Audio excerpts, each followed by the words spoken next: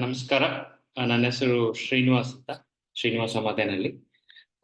ನಾನಿವತ್ತು ಈಗ ಒಂದು ಬೆಂಗಳೂರಲ್ಲಿ ನಮ್ಮ ಬೆಂಗಳೂರಿನ ನಗರದ ಬೆಳವಣಿಗೆ ಮತ್ತು ಸಮಸ್ಯೆಗಳು ಏನಿದೆ, ಅದಕ್ಕೆ ಯಾರು ಕಾಂಟ್ರಿಬ್ಯೂಟ್ ಮಾಡಿದ್ದಾರೆ, ಯಾರು ಕೊಡುಗೆ ಕೊಟ್ಟಿದ್ದಾರೆ ಅಂತೇಳಿ ಸ್ವಲ್ಪ ಮಾತಾಡಬೇಕು ಅಂತ ಇಷ್ಟಪಡ್ತೀನಿ. ನಿಮ್ಮೆಲ್ಲರ ಜೊತೆ ಹಂಚ್ಕೊಳ್ಳೋದಕ್ಕೆ ಇಷ್ಟಪಡ್ತೀನಿ. ಬೆಂಗಳೂರು ಆ, ನಿಮ್ಗೆಲ್ಲ ಗೊತ್ತಿದೆ. ದೇಶದ 3ನೇ ಅತಿ ದೊಡ್ಡ ನಗರ. ಅದರಲ್ಲೂ ಎಕನಾಮಿಕ್ ಆಕ್ಟಿವಿಟೀಸ್ ಅಲ್ಲಿ ಅಥವಾ ಏನು ಟೆಕ್ನಾಲಜಿ, ಸೈನ್ಸ್ ಅಂಡ್ ಟೆಕ್ನಾಲಜಿಗೆ ನಂಬರ್ 1 ದೇಶದಲ್ಲಿ, ವಿಜ್ಞಾನ ಮತ್ತು ತಂತ್ರಜ್ಞಾನಕ್ಕೆ. ಅದಕ್ಕೋಸ್ಕರ ಇವತ್ತು ನಮ್ಮ ದೇಶಕ್ಕೆ, ನಮ್ಮ ರಾಜ್ಯಕ್ಕೆ ಇದೊಂಥರ ಹಾಲು ಕೂಡ ಹಸು. ಬಹುಶಃ ನಮ್ಮ ಒಂದು 30-40% GDP, ರಾಜ್ಯದ GDP ಬೆಂಗಳೂರಿಂದ ನೇರವಾಗಿ ಅಥವಾ ಪರೋಕ್ಷವಾಗಿ ಬರುತ್ತೆ. ನನ್ನ ಬಗ್ಗೆ ಇಲ್ಲಿ ಕ್ವಿಕ್ ಆಗಿ ನಾನು ಇಂಟ್ರಡ್ಯೂಸ್ ಮಾಡ್ಕೊಂಡಿದ್ದೀನಿ. ಸಾರಿ, ನನಗೆ ಕ್ಷಮಿಸಿ. ನಾನು ಕನ್ನಡದಲ್ಲಿ ಇಲ್ಲಿ ಸ್ಲೈಡ್ನ ಪ್ರಿಪೇರ್ ಮಾಡಿಲ್ಲ. ನೆಕ್ಸ್ಟ್ ಟೈಮ್, ಮುಂದಿನ ಸಾರಿ ಯಾವಾಗ ಸಮಯ ಸಿಗುತ್ತೆ ಅವಾಗ ನಾನು ಕನ್ನಡದಲ್ಲಿ ಮಾಡೋಕ್ಕೆ ಪ್ರಯತ್ನ ಮಾಡ್ತೀನಿ. ನನ್ನ ಉದ್ದೇಶಗಳು, ಇಂಟೆನ್ಷನ್ಸ್ ಮತ್ತೆ ಡಿಸ್ಕ್ಲೈಮರ್ಸ್, ನನ್ನ ಬಗ್ಗೆ ಇರ್ತಕ್ಕಂಥ ಒಂದು ಏನಾದರೂ ಇದು ತಪ್ಪಾಗಿದ್ರೆ ಅಥವಾ ಈಗ ನಾನು ಹೇಳೋ ಇದರಲ್ಲಿ ವಿಷಯದಲ್ಲಿ ಅಥವಾ ಮಾಹಿತಿಯಲ್ಲಿ ಅಥವಾ ಅಂಕಿಅಂಶದಲ್ಲಿ ನಾನು ಉದ್ದೇಶಪೂರ್ವಕವಾಗಿ ಖಂಡಿತವಾಗ್ಲೂ ಮಾಡಿಲ್ಲ. ಅಕಸ್ಮಾತ್ ಏನಾದರೂ ಇದ್ರೆ ನಾನು ಅದು ಒಪ್ಕೊಂಡು ಸರಿಯಾದ ತಪ್ಪಿದ್ದರೆ ನಾವು ಅದನ್ನು ಒಪ್ಕೊಂಡು ಸರಿಪಡಿಸೋದಕ್ಕೆ ನಾನು ಪ್ರಯತ್ನ ಪಡ್ತೀನಿ. ಈಗ ಏನಾಗಿದೆ, ಬೆಂಗಳೂರು ನಿಮ್ಗೆಲ್ಲ ಗೊತ್ತಿದ್ದಂಗೆ ಈಗ ಕಳೆದ ಒಂದು 2-3 ತಿಂಗಳಿಂದ ನೀರಿಗೆ ಬಹಳ ಸಮಸ್ಯೆ ಆಗಿದೆ. ಸುಮಾರು ಹೊರವಲಯದಲ್ಲಿರ್ತಕ್ಕಂಥ ಬೆಂಗಳೂರಿನವ್ರಿಗೆ ಸಾಕಷ್ಟು ನೀರಿನ ಕೊರತೆ ಆಗಿದೆ. ಯಾಕೆ ಅಂದ್ರೆ ಹೋದ ವರ್ಷ ಬಹಳ ಬರ ಇತ್ತು.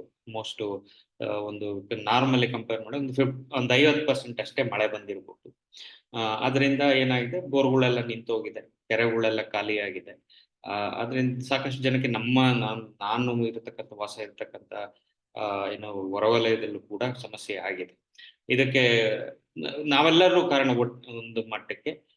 ಜೊತೆಗೆ ನಮ್ಮ ರಾಜಕೀಯ ಪಕ್ಷಗಳು, ರಾಜಕೀಯ ನೇತಾರರುಗಳು ಅಥವಾ ಅಧಿಕಾರಿಗಳು, ಅವರು ಕೂಡ ಕಾರಣ. ಡೆವಲಪರ್ಸ್ ಕೂಡ ಕಾರಣ. ಹೆಂಗಂದ್ರೆ ಹಂಗೆ ಕಟ್ಬಿಟ್ಟಿದ್ದಾರೆ. ಅಲ್ಲಿ ಸರಿಯಾದ ನೀರಿನ ವ್ಯವಸ್ಥೆ, ಮೂಲಭೂತ ಸೌಕರ್ಯ ಆಗೋದಕ್ಕೆ ಮುಂಚೆನೆ ಎಲ್ಲ ಬೆಳವಣಿಗೆಗಳಾಗಿದೆ, ಮನೆಗಳು, ಆಫೀಸ್ಗಳು ಎಲ್ಲನ. ಅದರಿಂದ ಎಲ್ಲರೂ ಕಾರಣ ಆಗಿದೆ. ಬಟ್ ಕಳೆದ 20 ವರ್ಷದಿಂದ ಇದು ಸರಿಯಾದಂತೆ ಯೋಜಿತವಾಗಿ ಬೆಳವಣಿಗೆ ಆಗಿಲ್ಲದಕ್ಕೆ ಸಾಕಷ್ಟು ತೊಂದರೆಗಳಾಗಿದೆ. ಈಗ ಏನಾಗಿದೆ ಅಂದ್ರೆ, ಈಗ ಇತ್ತೀಚೆಗೆ ಪ್ರಧಾನಿ ಮೋದಿ ಅವರು ಹೇಳಿದ್ರು, ಬೆಂಗಳೂರು ಹ್ಯಾಸ್ ಬಿಕಮ್ ಟ್ಯಾಂಕರ್ಸ್, ಇನ್ನು ಟೆಕ್ ಸಿಟಿಯಿಂದ ಟ್ಯಾಂಕರ್ ಸಿಟಿ ಆಗಿದೆ ಅಂತ ಹೇಳಿದ್ರು. ಅದು ಈಗ ಎಲ್ಲ ರಾಜಕಾರಣಿಗಳು ಏನೇನಿದೆ ಅದನ್ನೆಲ್ಲ ಅವ್ರ ಮತಯಾಚನೆಗೆ ಬಳಸ್ಕೊಂತಾರೆ. ಯಾವ್ದ್ರ ಮೇಲೆ, ಯಾವ ಸಮಸ್ಯೆಗೆ ಯಾರ ಮೇಲೆ ಗೂಬೆ ಕೂರಿಸ್ಬೇಕು ಅಂತ ಕೂಡ ಅವರು ಯೋಚನೆ ಮಾಡಿ ಮಾಡ್ತಾ ಇರ್ತಾರೆ. ಅದಕ್ಕೆ ಇಂಗ್ಲಿಷ್ ಅಲ್ಲಿ ಒಂದು ಗಾದೆ ಇದೆ, ಸಕ್ಸಸ್ ಹ್ಯಾಸ್ ಮೆನಿ ಫಾದರ್. ಅಂದ್ರೆ ಒಂದು ಯಾವ್ದಾದ್ರು ಒಂದು ಸಕ್ಸಸ್ ಅಂದ್ರೆ ಸಾಧನೆ ಇದ್ರೆ ಅಥವಾ ಒಂದು ಪಾಸಿಟಿವ್ ಔಟ್ಕಮ್ ಇದ್ರೆ, ಏನಾದ್ರು ಆ ತರಕ್ಕೆ ಏನಾಗುತ್ತೆ, ಅದಕ್ಕೆ ಎಲ್ಲರೂ ನನ್ನಿಂದನೇ ಆಯ್ತು ಅಂತ ಹೇಳ್ತಾರಂತೆ. ಅದಕ್ಕೆ ಇಟ್ ಹ್ಯಾಸ್ ಮೆನಿ ಫಾದರ್ಸ್. ಅದಕ್ಕೆ ತುಂಬಾ ಜನ ತಂದೆಗಳು ಇರ್ತಾರಂತೆ. ಯಾವ್ದಾದ್ರು ಒಂದೇ ಒಂದು ಸಮಸ್ಯೆ ಬಂದ್ರೆ, ಫೈಲ್ಯೂರ್ ಆದ್ರೆ ಏನ್ ಮಾಡ್ತಾರೆ, ಇದು ನನಗೂ ಅದಕ್ಕೂ ಸಂಬಂಧ ಇಲ್ಲ, ನನ್ ಮಗು ಅಲ್ಲ ಅನ್ನೋ ಮಟ್ಟಕ್ಕೆ ಆತರ ಹೇಳ್ತಾರೆ. ಸೊ ಎಲ್ಲದೂ ಹಾಗೆ ಅಲ್ವಾ, ಏನಿದ್ರು ಗೆದ್ದಿದ್ದೆಲ್ಲ ನಂದು, ಸೋತಿದ್ದೆಲ್ಲ ಬೇರೆಯವ್ರದ್ದು ಅನ್ನಂಗೆ. ಅದಕ್ಕೆ ಎಲ್ಲ ಅವ್ರ ಮೇಲೆ ಇವ್ರ ಮೇಲೆ ಗೂಬೆ ಕೂರ್ಸೋದ್ಕಿನ್ನ, ಅಥವಾ ಇದು ನನ್ನಿಂದನೇ ಆಯ್ತು, ಬೆಂಗಳೂರು ಈಗ ಒಂದು 2014ರಿಂದ ಈಚೆನೆ ಬೆಳವಣಿಗೆ ಆಗಿದೆ, ಇಂಡಿಯಾ 14ರಿಂದ ಈಚೆನೆ ದೊಡ್ಡ ಭಾರಿ ಡೆವಲಪ್ ಆಗ್ಬಿಟ್ಟೈತೆ ಅನ್ನೋದು ನನ್ನ ದೃಷ್ಟಿಯಲ್ಲಿ ಬಹಳ ತಪ್ಪು. ಇಲ್ಲಿ ನಾನು ಕೆಲವು ಮಾಹಿತಿಗಳು, ಅಂಕಿಅಂಶಗಳು ಕೊಡ್ತಾ ಹೋಗ್ತೀನಿ. ನಮ್ಮ ಬೆಂಗಳೂರಿನ ಬೆಳವಣಿಗೆ ಯಾವಾಗಿನಿಂದ ಶುರುವಾಯ್ತು ಅಂತ. ಅಷ್ಟಕ್ಕೂ ನಾನು ಇಲ್ಲಿ ಪ್ರಶ್ನೆ ಮಾಡ್ತಾ ಇರೋದಿಷ್ಟೇ, ಮೋದಿ ಅವ್ರ ಕೊಡುಗೆ ಆಗಲಿ, ಬಿಜೆಪಿ ಅವ್ರ ಕೊಡುಗೆ ಆಗಲಿ, ಬೆಂಗಳೂರಿಗೆ ಏನು ಅಂತ. ಅದು ನಾನು ಸುಮ್ನೆ ಪ್ರಶ್ನೆಗೆ ಮಾಡ್ತಾ ಇಲ್ಲ, ಅದು ಅಂಕಿಅಂಶ ಕೊಡ್ತಾ ಹೋಗ್ತೀನಿ ನೋಡಿ. ಯಾವುದೇ ದೊಡ್ಡ ನಗರ ಇರಲಿ, ಅದು ರೋಮ್ ಇರ್ಬೋದು. There is a saying in English, Rome was not built overnight. ಅಂದ್ರೆ ರೋಮ್ ಅಂತ ದೊಡ್ಡ ನಗರ ಅದನ್ನ ಒಂದು ರಾತ್ರಿಯಲ್ಲಿ ಕಟ್ಟಿದ್ದಲ್ಲ. ಅದನ್ನ ಕಟ್ಟೋದಕ್ಕೆ 10 ವರ್ಷ, ಕೆಲವು ಸರಿ 100 ವರ್ಷಗಳು ಆಗಿದೆ. ರೋಮ್ ಒಂದೇ ಅಲ್ಲ, ಹಂಪಿ ಇರ್ಬೋದು, ನ್ಯೂಯಾರ್ಕ್ ಇರ್ಬೋದು, ಲಂಡನ್ ಇರ್ಬೋದು, ಟೋಕಿಯೋ ಇರ್ಬೋದು, ಅವು ಸುಮಾರು ದಶಕಗಳ ಕಾಲ, ಕೆಲವು ಸರಿ ಸೆಂಚುರೀಸ್. ಲಂಡನ್ ಒಂದು 300, 400, 500, 600 ವರ್ಷದ ಇತಿಹಾಸ ಇದೆ. ನ್ಯೂಯಾರ್ಕಿಗೆ ಒಂದು 300, 400 ವರ್ಷದ ಇತಿಹಾಸ ಇದೆ. ರೋಮ್ಗೆ 1000, 2000 ವರ್ಷದ ಇತಿಹಾಸ ಇದೆ. ಟೋಕಿಯೋಗೆ ಗೊತ್ತಿಲ್ಲ, ಕನಿಷ್ಠ ಒಂದು ಕೆಲವು ಶತಮಾನಗಳ ಇತಿಹಾಸ ಅಂತೂ ಇದ್ದೇ ಇದೆ. ಇಷ್ಟೊಂದು ಇತಿಹಾಸ ಇರತಕ್ಕಂಥ ನಗರಗಳಲ್ಲೂ, ಅಷ್ಟೊಂದು ಆದಾಯ ಇರ್ತಕ್ಕಂಥ ಶ್ರೀಮಂತ ದೇಶಗಳಲ್ಲೂ ಕೂಡ ಈ ನಗರಗಳು ಕೂಡ ಸಮಸ್ಯೆಯಿಂದ ಮುಕ್ತವಲ್ಲ. ಅಂದ್ರೆ ಏನಂದ್ರೆ ಎಲ್ಲಾ ನಗರಗಳಲ್ಲೂ ಕೆಲವು ಸಮಸ್ಯೆಗಳು ಇದ್ದೇ ಇದೆ. ಹಾಗಂತ ಹೇಳಿ ಬೆಂಗಳೂರಲ್ಲೂ ನಾವಿರೋ ಸಮಸ್ಯೆಗಳನ್ನ ಒಪ್ಕೋಬಾರ್ದು ಅವು ಅಂತ ಹೇಳಿ ನಾನು ಹೇಳ್ತಾ ಇಲ್ಲ. ನಾವು ಒಪ್ಕೋಬೇಕು ಸಮಸ್ಯೆನ, ಅದು ಯಾಕೆ ಆಯ್ತು ಅಂತ ನಾವು ವಿಶ್ಲೇಷಣೆ ಮಾಡಬೇಕು, ಅದಕ್ಕೆ ಪರಿಹಾರ ಕಂಡುಕೊಳ್ಬೇಕು. ಓಕೆ, ಸೊ ಬೆಂಗಳೂರು ಬಗ್ಗೆ ಒಂದು ಸ್ವಲ್ಪ ದೊಡ್ಡ ಮಟ್ಟದ ಮಾಹಿತಿಗಳು, ಬಿಗ್ ಫ್ಯಾಕ್ಟ್ಸ್. ಈಗ ನಾ ಬೆಂಗಳೂರು ಕೋರ್ BBMP ಅಂತ ಏನದು BBMP ವಲಯದಲ್ಲಿ ಎಷ್ಟಿದೆ? 741 ವಿಸ್ತಾರ 741 ಚದರ ಕಿಲೋಮೀಟರ್. ಆದ್ರೆ ಕಂಪ್ಲೀಟ್ ಈಗೇನು ಮೆಟ್ರೋ ಏರಿಯಾ ಅಂತಾರೆ, ಅಂದ್ರೆ ಬೆಂಗಳೂರು ಮೆಟ್ರೋ ಏರಿಯಾ ಯಾವುದು? ನೆಲಮಂಗಲ, ದೊಡ್ಡಬಳ್ಳಾಪುರ, ದಾಬಸ್ಪೇಟೆ, ದೊಡ್ಡಬಳ್ಳಾಪುರ, ದೇವನಹಳ್ಳಿ, ಹೊಸಕೋಟೆ, ಆಮೇಲೆ ಚಂದಾಪುರ, ಆನೇಕಲ್, ಆಮೇಲೆ ಜಿಗಣಿ, ಇದೆಲ್ಲ ಬರ್ತಲ್ಲ. ಆಮೇಲೆ ಈ ಕಡೆ ಬಿಡದಿ, ಮಾಗಡಿ, ಈ ಏರಿಯಾ ಇದ್ರೊಳಗಡೆ ಇರೋದನ್ನು ಎಲ್ಲ ನಾವು ಬೆಂಗಳೂರು ಮೆಟ್ರೋ ಅಂತ ಹೇಳ್ಬೋದು. ಮೆಟ್ರೋ ಏರಿಯಾ ಅಂತ, ಮೆಟ್ರೋಪಾಲಿಟನ್ ಏರಿಯಾ. ಅದರ ಏರಿಯಾ ಸುಮಾರು 8,000 ಕಿಲೋಮೀಟರ್. ಇವತ್ತಿನ 2011 ಇದು ಜನಸಂಖ್ಯೆ ಪ್ರಕಾರ ಬೆಂಗಳೂರಲ್ಲಿ 85 ಲಕ್ಷ ಜನ ಇದ್ರು. ಆದ್ರೆ ಈಗ ಸುಮಾರು 1.4 ಕೋಟಿ ಜನ ಈ 8,000 ಸ್ಕ್ವೇರ್ ಕಿಲೋಮೀಟರ್ ಅಲ್ಲಿ ಇದ್ದಾರೆ ಅಂತ ಒಂದು ಎಸ್ಟಿಮೇಟ್, ಅಂದಾಜು ಮಾಡಿದ್ದಾರೆ. ಆಮೇಲೆ ನಮ್ಮ ಇಡೀ ಈ ಏರಿಯಾದ ಜಿ ಡಿ ಪಿ ಎಷ್ಟು ಅಂದ್ರೆ ಸುಮಾರು $300 ಬಿಲಿಯನ್. ಅಂದ್ರೆ ಇದು PPP ಅಂತಾರೆ. ನಮ್ಮ ಕೊಂಡುಕೊಳ್ಳುವಿಕೆಯ, ನಮ್ಮ ಲೋಕಲ್ ಕರೆನ್ಸಿ ಕೊಂಡುಕೊಳ್ಳುವಿಕೆಯ ಬಲದ ಮೇಲೆ $300 ಬಿಲಿಯನ್ ಅಂತಾರೆ. ಬಹುಶಃ ಒಂದು 80ರಿಂದ 100 ಬಿಲಿಯನ್ ಇರ್ಬೋದು ಕರೆನ್ಸಿ ಎಕ್ಸ್ಚೇಂಜ್ ರೇಟ್ ಮೇಲೆ, ಅಥವಾ ನಾಮಿನಲ್ GDP ಅಂತಾರೆ, ಅದು ಒಂದು $100 ಬಿಲಿಯನ್ ಇರ್ಬೋದು. ನಮ್ಮ ಇದನ್ನ ನೋಡಿದ್ರೆ ಬೆಂಗಳೂರು ಪಾಪ್ಯುಲೇಷನ್, ಜನಸಂಖ್ಯೆ ಯಾವ ರೀತಿ ಬೆಳವಣಿಗೆ ಆಗಿದೆ ಅಂತ ನೋಡಿದ್ರೆ 1940ರಲ್ಲಿ ಬರೀ 41ರಲ್ಲಿ 4 ಲಕ್ಷ ಜನ ಮಾತ್ರ ಇದ್ರು. ಸುಮಾರು 1951ರಲ್ಲಿ 8 ಲಕ್ಷಕ್ಕೆ ಬಂತು, 7.8 ಲಕ್ಷ. 71ರೊತ್ತಿಗೆ 16 ಲಕ್ಷ ಆಯ್ತು. 91ರೊಂದಕ್ಕೆ 41 ಲಕ್ಷ, 2001ಕ್ಕೆ 85 ಲಕ್ಷ, ಇವತ್ತಿಗೆ 1.4 ಕೋಟಿ ಆಗಿದೆ. ಅಂದ್ರೆ ಯೋಚನೆ ಮಾಡಿ, ಬರೀ ಕಳೆದ 15 ವರ್ಷದಿಂದ ಈಚೆಗೆ, 13, 14, 15 ವರ್ಷದಿಂದ ಈಚೆಗೆ 84ರಿಂದ 140 ಲಕ್ಷ, ಅಂದ್ರೆ ಎಷ್ಟಾಯ್ತು? 50 ಲಕ್ಷಕ್ಕಿಂತ ಹೆಚ್ಚು ಜನ, 55 ಲಕ್ಷ ಜನ ಬರೀ ಕಳೆದ 12-13 ವರ್ಷದಲ್ಲಿ ಬಂದಿದೆ. 50 ಲಕ್ಷ ಜನ. ಅವ್ರಿಗೆ ವಸತಿ ಎಲ್ಲಿಂದ ಬರಬೇಕು, ನೀರೆಲ್ಲಿಂದ ಬರಬೇಕು, ಕರೆಂಟ್ ಎಲ್ಲಿಂದ ಬರಬೇಕು, ಆ ಸೀವೇಜ್ ವೇಸ್ಟ್ ಎಲ್ಲ ಯಾವ ರೀತಿ ಮಾಡಬೇಕು, ಅದನ್ನ ನಾವು ಯೋಚನೆ ಮಾಡಬೇಕು. ಸಡನ್ ಆಗಿ ಇಷ್ಟೊಂದು ಜನ ಯಾವ ಉದ್ಯೋಗಗಳಿಗೆ ಬರ್ತೀವಿ ನಾವು, ಹೊಟ್ಟೆಪಾಡಿಗೆ ಬೇರೆ ಬೇರೆ ಕಡೆಯಿಂದ, ದೇಶದ ನಾನಾ ಕಡೆಯಿಂದ ಬರ್ತಾರೆ. ಅವರು ಸಾಕಷ್ಟು ಕೆಲಸಗಳು ಮಾಡ್ತಾರೆ. ಇಲ್ಲಿ ಬಿಲ್ಡಿಂಗ್ ಕಟ್ಟಬೇಕು, ರೋಡ್ಗಳು ಕಟ್ಟಬೇಕು, ಎಲ್ಲ ಕೆಲಸಗಳು ಮಾಡ್ತಾರೆ. ಅದ್ರ ಜೊತೆಗೆ ಉದ್ಯೋಗ, IT ಉದ್ಯೋಗ ಇರ್ಬೋದು, ಇನ್ನು ಬ್ಯಾಂಕ್ ಉದ್ಯೋಗ, ಇನ್ಯಾವ ಉದ್ಯೋಗಗಳು ಇರ್ಬೋದು, ಹೋಟೆಲ್ ಉದ್ಯೋಗ ಇರ್ಬೋದು, ಅವ್ರು ನಡ್ಸ್ಕೊಂಡು ಜನಗಳು ಬರ್ತಾರೆ ಬೇರೆ ಬೇರೆ ಇದರಿಂದ. ಸೊ ನಾನು ಏನು ಕೇಳಕ್ಕೆ ಇಷ್ಟಪಡ್ತೀನಿ ಇಲ್ಲಂದ್ರೆ 50 ಲಕ್ಷ ಜನ ಕಳೆದ 15 ವರ್ಷದಿಂದ ಜಾಸ್ತಿ ಆಗಿದೆ.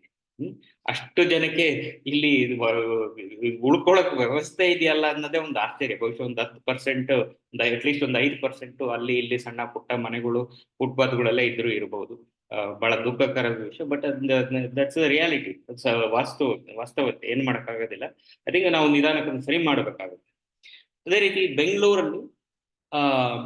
ಬೆಂಗಳೂರಿನ ಒಂದು ಡೈವರ್ಸಿಟಿ, ವೈವಿಧ್ಯತೆ ನೋಡೋಣ.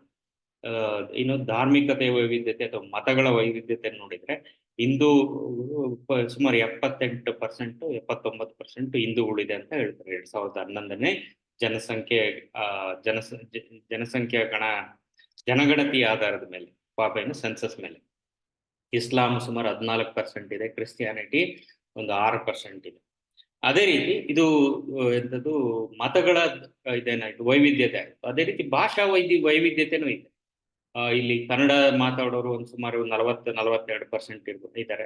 ತಮಿಳು ಮಾತಾಡೋರು 16% ಇದ್ದಾರೆ. ತೆಲುಗು ಮಾತಾಡೋರು 13% ಇದ್ದಾರೆ. ಉರ್ದು ಮಾತಾಡೋರು 13% ಇದ್ದಾರೆ. ಹಂಗಂತ ಹೇಳಿ ತಮಿಳು, ತೆಲುಗು, ಉರ್ದು ಮಾತಾಡೋರು ಹೊರಗಡೆ ಅವರಲ್ಲ. ಅವರು ತಲೆಮಾರುಗಳಿಂದ ಇಲ್ಲೇ ಇದ್ದಾರೆ. ತಮಿಳವರು ಪಲ್ಲವರು, ಚೋಳರ ಕಾಲದಿಂದನೂ ಕೆಲವರೆಲ್ಲ ಇಲ್ಲಿದ್ದಾರೆ. ಒಂದು 1000 ವರ್ಷದ ಇತಿಹಾಸ ಕೂಡ ಇರಬಹುದು ಅವ್ರ ಕೆಲವರಿಗೆಲ್ಲ. ದೇವಸ್ಥಾನಗಳಲ್ಲಿ ಲಿಪಿಗಳೆಲ್ಲ ಸಿಕ್ಕಿದೆ ಅಲ್ಲಿ ಇಲ್ಲಿ ಎಲ್ಲ. ಅದರಿಂದ ನಾವು ಹೊರಗಡೆಯವರು ಅಂತ ತಿಳ್ಕೊಬೋದು. ಸಾಕಷ್ಟು ಜನ ಈ ಬ್ರಿಟಿಷರ ಕಾಲದಲ್ಲಿ ಬಂದಿದ್ದಾರೆ, ಬೇರೆ ಬೇರೆ ಮಹಾರಾಜರುಗಳ ಕಾಲ ಬಂದಿದ್ದಾರೆ, ಆಮೇಲೆ ಇತ್ತೀಚೆಗೆ ಬಂದಿದ್ದಾರೆ, ಉದ್ಯೋಗಗಳು ಹರಿಸ್ಕೊಂಡು ಬಂದಿರ್ಬೋದು. ನಾವು ಅದೇ ರೀತಿ ನಮ್ಮ ಕನ್ನಡಿಗರು ಕೂಡ ಹೊರಗಡೆ ಹೋಗಿದ್ದೀವಿ ಅಲ್ವಾ, ಅದರಲ್ಲಿ ಏನು ತಪ್ಪೇನಿಲ್ಲ. ತೆಲುಗು ಅವರು ಸುಮಾರು ಜನ ಇಲ್ಲಿ ಈ ಹೊರವಲಯದಲ್ಲಿರ್ತಕ್ಕಂಥ, ಅದರಲ್ಲೂ ಈ ಪೂರ್ವ ಮತ್ತು ಉತ್ತರ ಮತ್ತು ದಕ್ಷಿಣದ ವಲಯದಲ್ಲಿ ಸಾಕಷ್ಟು ಜನ ತೆಲುಗು ಅವರ ಮಾತೃಭಾಷೆ. ಈ ಅದು ವಿಜಯನಗರ ಕಾಲದಿಂದ ಇರ್ಬೋದು, ಅವರು ಇಲ್ಲೇ ಇದ್ದಾರೆ. ಅಥವಾ ಇಲ್ಲಿ ಅದು ಬೆಂಗಳೂರು ಅಥವಾ ಇದು ಒಂದು ತೆಲುಗು ಒರಿಜಿನಲಿ ಸ್ವಲ್ಪ ಮಟ್ಟಿಗೆ ತೆಲುಗು ಏರಿಯಾನೇ ಇದ್ರು ಇರ್ಬೋದು. ಅದೇ ರೀತಿ ಉರ್ದು ಮಾತಾಡೋರು ತುಂಬಾ ಇದ್ದಾರೆ. ಟಿಪ್ಪು ಕಾಲದಿಂದ ಇದ್ದಾರೆ, ಮೊಘಲರ ಕಾಲದಿಂದ ಇದ್ದಾರೆ. ಆಮೇಲೆ ಅದಕ್ಕೆ ಮುಂಚೆ ಆದಿಲ್ ಶಾಹಿಗಳು, ಬಿಜಾಪುರದ ಆದಿಲ್ ಶಾಹಿ ಅವ್ರ ಕಾಲದಿಂದಲೂ ಇದ್ದಾರೆ. ಅವರೆಲ್ಲ ಇವತ್ತೆಷ್ಟು, ನಾನು ಕೂಡ ಬೆಂಗಳೂರಿನಲ್ಲಿ ಹುಟ್ಟಿದವನಲ್ಲ, ಇಂದ ಆ ದೃಷ್ಟಿಯಿಂದ ನಾನು ಬೆಂಗಳೂರಿಗೆ ಅಲ್ಲ. ಆದ್ರಿಂದ ನಾನು ಏನ್ ಹೇಳಕ್ಕೆ ಇಷ್ಟಪಡ್ತಾ ಇದ್ದೀನಿ ಅಂದ್ರೆ, ಬೇರೆ ಕನ್ನಡ ಬಿಟ್ಟು ಬೇರೆ ಮಾತಾಡಿದ ತಕ್ಷಣ ಅವರೆಲ್ಲ ವಲಸೆ ಬಂದಿದ್ದಾರೆ ಅಂತಲ್ಲ. ಅವರು ಸಾಕಷ್ಟು ಜನ ಇಲ್ಲೇ ಹುಟ್ಟಿ ಬೆಳೆದವರು, ಅವ್ರ ತಾತ ಮುತ್ತಾತದ ಕಾಲದಿಂದನೂ ಇಲ್ಲೇ ಇದ್ದಾರೆ. ಸುಮಾರು ಜನ ಕನ್ನಡದವರು ನಾವು ಬೇರೆಯವ್ರ ತರ ಉದ್ಯೋಗಕ್ಕೋಸ್ಕರ ಹೊರಗಡೆಯಿಂದ ಬಂದಿದ್ದೀವಿ. ಈಗ ಬೆಂಗಳೂರು ದೇಶದಲ್ಲಿ ಒಂದು ಹೋಲಿಕೆ ಮಾಡೋಣ, GDP ಅಂದ್ರೆ ಇಲ್ಲಿ ಉತ್ಪತ್ತಿ ಆಗ್ತಕ್ಕಂಥ ವಸ್ತುಗಳು ಮತ್ತು ಸೇವೆಗಳು ಎಷ್ಟಾಗುತ್ತೆ ಅಂತ. ಇದನ್ನ GDP ಡಾಲರ್ಸ್ ಅಲ್ಲಿ ಹೇಳ್ತೀವಿ ಯೂಶಲಿ. ಯಾಕೆಂದ್ರೆ ಕಂಪೇರ್ ಮಾಡಕ್ಕೆ, ಹೋಲ್ಸೋದಕ್ಕೆ ಈಸಿ ಆಗುತ್ತೆ. ಬೇರೆ ಬೇರೆ ರಾಜ್ಯಗಳು, ಬೇರೆ ಬೇರೆ ದೇಶಗಳನ್ನ ಕಂಪೇರ್ ಮಾಡೋದಕ್ಕೆ, ಬೇರೆ ಬೇರೆ ಖಂಡದಲ್ಲಿರ್ತಕ್ಕಂಥ ನಗರಗಳನ್ನ ಹೋಲಿಕೆ ಮಾಡೋದಕ್ಕೆ ಸುಲಭ ಆಗುತ್ತೆ. ಈಗ ಮುಂಬೈ $310 ಬಿಲಿಯನ್ ಅಂತ ಎಷ್ಟು ಮಾಡಿದೆ 2022ರಲ್ಲಿ. ಇದು ಡೆಲ್ಲಿ 2.9 $290 ಬಿಲಿಯನ್ ಅಂತ. ಕೋಲ್ಕತ್ತಾ 150, ಬೆಂಗಳೂರು 110, 4ನೇದು ಅಂತ ಹೇಳ್ತಾರೆ. ನನಗೆ ಗೊತ್ತಿಲ್ಲ, ನನಗೆ ಯಾಕೆ ಸ್ವಲ್ಪ ಅನುಮಾನ, ಕೋಲ್ಕತ್ತಾ GDP ಅಷ್ಟೊಂದು ಇದೆಯಾ. ನಾನು ಎಂದು ಕೋಲ್ಕತ್ತಾ ಹೋಗಿಲ್ಲ, ಅದ್ರ ಬಗ್ಗೆ ಹೆಚ್ಚು ಮಾಡಿಲ್ಲ. ನನ್ನ ಅಂದಾಜಿನ ಪ್ರಕಾರ ಬೆಂಗಳೂರು ಕೋಲ್ಕತ್ತಾಗಿನ್ನ ಹೈ ಇರಬೇಕಿತ್ತು ಅನ್ನೋ ಒಂದು ಅನುಮಾನ ಇದೆ. ಬಟ್ ಇಲ್ಲಿ ಸೊ 4ನೇ ದೊಡ್ಡ ನಗರ, ಚೆನ್ನಾಗಿ ನಾನು ಹೆಚ್ಚಿದೆ ಇಲ್ಲಿ. ಅದು ಒಂದು ರೀತಿ ನಾವೆಲ್ಲ ಹೆಮ್ಮೆ ಪಡಬೇಕಾದಂತ ವಿಷಯ. ಆಮೇಲೆ ಈಗ ರಾಜ್ಯಗಳಲ್ಲಿ ನೋಡಿದ್ರೆ ಕರ್ನಾಟಕ 2ನೇ ಅತಿ ಹೆಚ್ಚು ಪರ್ ಕ್ಯಾಪಿಟಲ್ GDP, ಅಂದ್ರೆ ಪ್ರತಿ ತಲಾ GDP ದೃಷ್ಟಿಯಲ್ಲಿ ನೋಡಿದ್ರೆ ತೆಲಂಗಾಣ ನಂಬರ್ 1 ಇದೆ. ಅದು ಬಿಟ್ಟರೆ ಕರ್ನಾಟಕ ಇದೆ. ಆ ಕರ್ನಾಟಕ ನಾವು ಇದು ಯಾವ ಮಟ್ಟಕ್ಕೆ ಹೋಗ್ಬೇಕು ಅಂದ್ರೆ ಬೆಂಗಳೂರು ಕೊಡುಗೆ ದೊಡ್ಡದಾಗಿದೆ. ಅದೇ ರೀತಿ ತೆಲಂಗಾಣ ಮೊದಲನೇ ಸ್ಥಾನಕ್ಕೆ ಹೋಗಿದೆ ಅಂದ್ರೆ ಹೈದರಾಬಾದ್ ಕಾರಣ. ಬೆಂಗಳೂರು ಸ್ವಲ್ಪ ಇತಿಹಾಸ, ಸ್ವಲ್ಪ ಮಟ್ಟಿಗೆ ಚಿಕ್ಕದಾಗಿ ಇತಿಹಾಸ ಹೇಳಬೇಕು. ಬೆಂಗಳೂರು ಒಂದು ಹಳ್ಳಿ ಇತ್ತು, ಕೆಂಪೇಗೌಡರು ಬರೋದಕ್ಕೆ ಮುಂಚೆನೇನ. ಆ ಹಳ್ಳಿ ಅದ್ರ ಪಕ್ಕನೋ ಅಥವಾ ಅದು ಇದ್ದಿದ್ದಂತ ಜಾಗದಲ್ಲನೋ ಪೇಟೆ ಪ್ಲಾನ್ ಅಂದ್ರೆ ಯೋಜಿತವಾಗಿ ಒಂದು ಪೇಟೆ ಏರಿಯಾ ಮಾಡಿದ್ರು. ಬಳೆಪೇಟೆ, ಅಕ್ಕಿಪೇಟೆ, ರಾಗಿಪೇಟೆ, ಅವೆನ್ಯೂ ರೋಡ್ ಅದೆಲ್ಲ ಇದೆಯಲ್ಲ, ಚಿಕ್ಕಪೇಟೆ, ಆ ಏರಿಯಾ ಇದನ್ನ ಕೆಂಪೇಗೌಡರು ಕಾಲದಲ್ಲಿ ನಿರ್ಮಿತವಾಗಿದ್ದಂಥವು. ಜೊತೆಗೆ ಸುತ್ತಮುತ್ತ ಕೆರೆಗಳು ಅವು ಇವೆಲ್ಲ ಇದಾಗಿದೆ. ಅವರು ಒಂದು ಇದ್ರ ಪ್ರಕಾರ ಇವರು ವಿಜಯನಗರ ಸಾಮಂತ ರಾಜ್ಯರಾಗಿದ್ರು. ಅವರು ಪ್ರತಿ ವರ್ಷ ಎಲ್ಲಾ ಸಾಮಂತ ರಾಜ್ಯಗಳು ಈ ವಿಜಯದಶಮಿ ದಿನ ಹಂಪಿಗೆ ಹೋಗ್ಬಿಡೋದು. ಅಲ್ಲಿ ಇದು ವಿಜಯದಶಮಿ ಹಬ್ಬ ನಡೆಯೋದು. ಆ ವಿಜಯ ಇರ್ತದ ಹಂಪಿ ಅಷ್ಟು ಚೆನ್ನಾಗಿದ್ದು ನೋಡಿ ಇವ್ರಿಗೂ ಒಂದು ಆಸೆ ಬಂತು, ನಾನು ಇಂಥ ಒಂದು ನಗರ ಕಟ್ಟಬೇಕು ಅಂತ ಹೇಳಿ ಅವ್ರು ಬಂದು ಬೆಂಗಳೂರನ್ನ ಶುರು ಮಾಡಿದ್ರು. ಅದಾದ್ಮೇಲೆ ಸುಮಾರು ವರ್ಷಗಳ ಕಾಲ ಕೆಂಪೇಗೌಡರ ವಂಶಸ್ಥರು ಆಡಳಿತ ನಡೆದ ಮೇಲೆ ಬಿಜಾಪುರ್ ಆದಿಲ್ ಶಾಹಿ ಆದಿಲ್ ಶಾಹಿ ಇವರು ಬಹಮನಿ ಕಿಂಗ್ಡಮ್ಸ್ ಅಂತ ಏನಿದ್ರು 5-6 ಸಂಸ್ಥೆಗಳು, ಇದು ಸಂಸ್ಥಾನಗಳು, ಅವೆಲ್ಲ ಸೇರಿ ವಿಜಯನಗರ ಇದನ್ನ ಸೋಲಿಸಿ ಹಂಪಿ ಹಾಳಾಗೋಯ್ತು. ಅದಾದ್ಮೇಲೆ ವಿಜಯನಗರದಕ್ಕಂತ ಸಾಕಷ್ಟು ಪ್ರಾಂತ್ಯಗಳು ಆದಿಲ್ ಶಾಹಿ ಅವ್ರಿಗೆ ಸೇರ್ಕೊಂಡ್ರು. ಬೆಂಗಳೂರು ಆಯ್ತದು ಶಿವಾಜಿ ಅವರ ತಂದೆ ಶಹಾಜಿ ಅವರು ಬಂದು ಕೆಂಪೇಗೌಡರ ವಂಶಸ್ಥರ 3ನೇ ಅವರು ಅನ್ಸುತ್ತೆ, 3ನೇ ಕೆಂಪೇಗೌಡ ಅಂತ, ಅವ್ರನ್ನ ಸೋಲಿಸಿ ಬೆಂಗಳೂರನ್ನ ಅವರು ಆಕ್ಯುಪೈ ಮಾಡ್ಕೊಂಡ್ರು. ಶಿವಾಜಿ ಅವ್ರ ತಂದೆ ಶಹಾಜಿ ಬೆಂಗಳೂರನ್ನ ನಡೆಸ್ತಾ ಇತ್ತು. ಅವ್ರಿಗೆ ಜಹಾಗೀರ್ ಬಂತು, ಇದು ಸೋಲಿಸಿ ಬೆಂಗಳೂರನ್ನ ಇದ್ ಮಾಡ್ಕೊಂಡಿದ್ಕೆ. ಇದಾದ್ಮೇಲೆ ಅವಾಗ ಬಿಜಾಪುರ್ ಆದಿಲ್ ಶಾಹಿ ಕೈ ಕೆಳಗಡೆ ಇದಕ್ಕೆ ಸೇರ್ತು ಬೆಂಗಳೂರು. ಅದಾದ್ಮೇಲೆ ಮೊಘಲ್ಸು ಇವ್ರನ್ನ ಎಂತದ್ದು ಮೊಘಲರು ಬಂದು ಆದಿಲ್ ಶಾ ಇವ್ರನ್ನ ಸೋಲ್ಸಿದ್ರು. ಅವಾಗ ಬೆಂಗಳೂರು ಇದಕ್ಕೆ ಇವ್ರು ಮುಘಲರಿಗೆ ಸೇರ್ತು. ಮುಘಲರು ಮತ್ತೆ ಅದನ್ನ ಬೆಂಗಳೂರಿನ ಒಡೆಯರಿಗೆ ಮಾರಿದ್ದಾರೆ. ಒಡೆಯರ್ ಸ್ವಲ್ಪ ದಿನ ಆದ್ಮೇಲೆ 1750 800 ಮಧ್ಯೆ ಹೈದರಾಲಿ ಮತ್ತೆ ಟಿಪ್ಪು ಇದ್ದದ್ದು ಮೈಸೂರು ಪ್ರಾಂತ್ಯವನ್ನ ನಡೆಸ್ತಾ ಇರುತ್ತೆ. ಅವಾಗ ಬೆಂಗಳೂರು ಅವರ ಇದರಲ್ಲಿ ಸೇರ್ಕೊಂಡಿರುತ್ತೆ. ಹೈದರಾಲಿ ಟಿಪ್ಪು ಅವರು ಸಾಕಷ್ಟು ಕೊಡುಗೆ, ಎಲ್ಲಾ ರಾಜ್ಯಗಳು ಎಲ್ಲರೂ ಅವರವ್ರ ಕಾಲದಲ್ಲಿ ಬೆಂಗಳೂರನ್ನ ಇಂಪ್ರೂವ್ ಮಾಡ್ತಾ ಬಂದ್ರು, ಅಭಿವೃದ್ಧಿ ಮಾಡ್ತಾ ಬಂದ್ರು. ಹೈದರಾಲಿ ಟಿಪ್ಪು ಕೂಡ ಸಾಕಷ್ಟು ಕೊಡುಗೆ ಕೊಟ್ಟಿದ್ದಾರೆ. ನೀವು ಇವತ್ತು ಲಾಲ್ ಬಾಗ್ ಹೋದ್ರೆ ಅದು ಹೈದರಾಲಿ ಸ್ಥಾಪಿಸಿದ್ದು. ಆಮೇಲೆ ಟಿಪ್ಪು ಅದನ್ನ ಅಭಿವೃದ್ಧಿ ಮಾಡಿದ್ದಾರೆ. ಅಂಥದ್ದು ಮಾರ್ಕೆಟ್ ಏರಿಯಾದಲ್ಲಿ ಸುಮಾರು ಇದಾವೆ. ಈ ಸಮಕಾಲ ಅವರು ಸಾಕಷ್ಟು ದೇವಸ್ಥಾನಗಳು ಮಸೀದಿಗಳು ಎಲ್ಲದನ್ನು ಇಂಪ್ರೂವ್ ಮಾಡಿದ್ದಾರೆ ಅಂತ ನೀವು ಇತಿಹಾಸ ಓದ್ಬೋದು. ಆಮೇಲೆ ಬ್ರಿಟಿಷರು ಬಂದ್ರು. ಬ್ರಿಟಿಷರು ಕಂಟೋನ್ಮೆಂಟ್ ಏರಿಯಾದಲ್ಲಿ ಸಾಕಷ್ಟು ಅಭಿವೃದ್ಧಿ ಮಾಡಿದ್ರು. MG ರೋಡು ಸುತ್ತಮುತ್ತ ಇರ್ತಕ್ಕಂಥ ರೆಸಿಡೆನ್ಷಿಯಲ್ ಏರಿಯಾಸ್, ಕಂಟೋನ್ಮೆಂಟ್ ಮಿಲಿಟರಿ ಏರಿಯಾಗಳೆಲ್ಲ ಇದೆಯಲ್ಲ, ತುಂಬಾ ಗ್ರೀನ್ ಆಗಿರೋ ಚೆನ್ನಾಗಿ ಪ್ಲಾನ್ ಆಗಿರೋಂಥದ್ದು. ಕಬ್ಬನ್ ಪಾರ್ಕ್, MG ರೋಡು ಅದೆಲ್ಲ ಅವರು ಮಾಡಿದಂತ ಇದು ಎಲ್ಲ. ಇಲ್ಲಿ ಪೇಟೆ ಏರಿಯಾ ಈ ಕಡೆ ಇತ್ತು, ಕಂಟೋನ್ಮೆಂಟ್ ಅಕ್ಕಪಕ್ಕ ಎಲ್ಲ ಟೌನ್ಗಳು, Frazer town, Cox town, Cook town, ವಾಟರಿ ಟೌನ್, ಟ್ಯಾನರಿ ಟೌನ್ ಅದೆಲ್ಲ ಇತ್ತಲ್ಲ, ಅದೆಲ್ಲ ಬ್ರಿಟಿಷ್ ಕಂಟ್ರೋಲ್ ಅಲ್ಲಿ ಇದ್ದಂಥದ್ದು. ಆಮೇಲೆ ಇನ್ನೇನು ಒಡೆಯರ್ ಮತ್ತೆ ಒಡೆಯರ್ ಕಂಟ್ರೋಲ್, ಬ್ರಿಟಿಷ್ ಮತ್ತೆ ಒಡೆಯರ್ ಕಾಲದಲ್ಲಿ ಕೆಲವೆಲ್ಲ ಇದೆಲ್ಲ ಇತ್ತು. ಈಗ IAS ಸ್ಥಾಪನೆ ಮಾಡೋದಕ್ಕೆ ಕೊಟ್ಟರು. ಐ ಥಿಂಕ್ ಇದಂಥದ್ದು ಚಾಮರಾಜಪೇಟೆ, ಮಲ್ಲೇಶ್ವರಂ ಮತ್ತೆ ಬಸವನಗುಡಿ ಅವೆಲ್ಲ ಕ್ರಮೇಣ ಈ ಒಡೆಯರ್ ಟೈಮ್ ಅಲ್ಲಿ ಆದವು. ಬಹುಶಃ ಚಾಮರಾಜಪೇಟೆ ಇದು ಇವ್ರ ಟಿಪ್ಪು ಅವ್ರ ಕೊಡುಗೆ ಇದ್ರೂ ಇರ್ಬೋದು, ಸ್ವಲ್ಪ ಮಟ್ಟಿಗೆ ಗೊತ್ತಿಲ್ಲ ನನಗೆ. ಅದಾದ್ಮೇಲೆ ಎಂಥದ್ದು ಇದು ಬಂದ್ಮೇಲೆ ನಮ್ಮ ಸ್ವಾತಂತ್ರ್ಯ ಬಂದ್ಮೇಲೆ ಸಾಕಷ್ಟು ಬೆಂಗಳೂರು ಇಂಪ್ರೂವ್ ಆಗಿದೆ. ಎಲ್ಲದ್ರ ಬಗ್ಗೆ ನಾನು ಮಾತಾಡ್ತೀನಿ.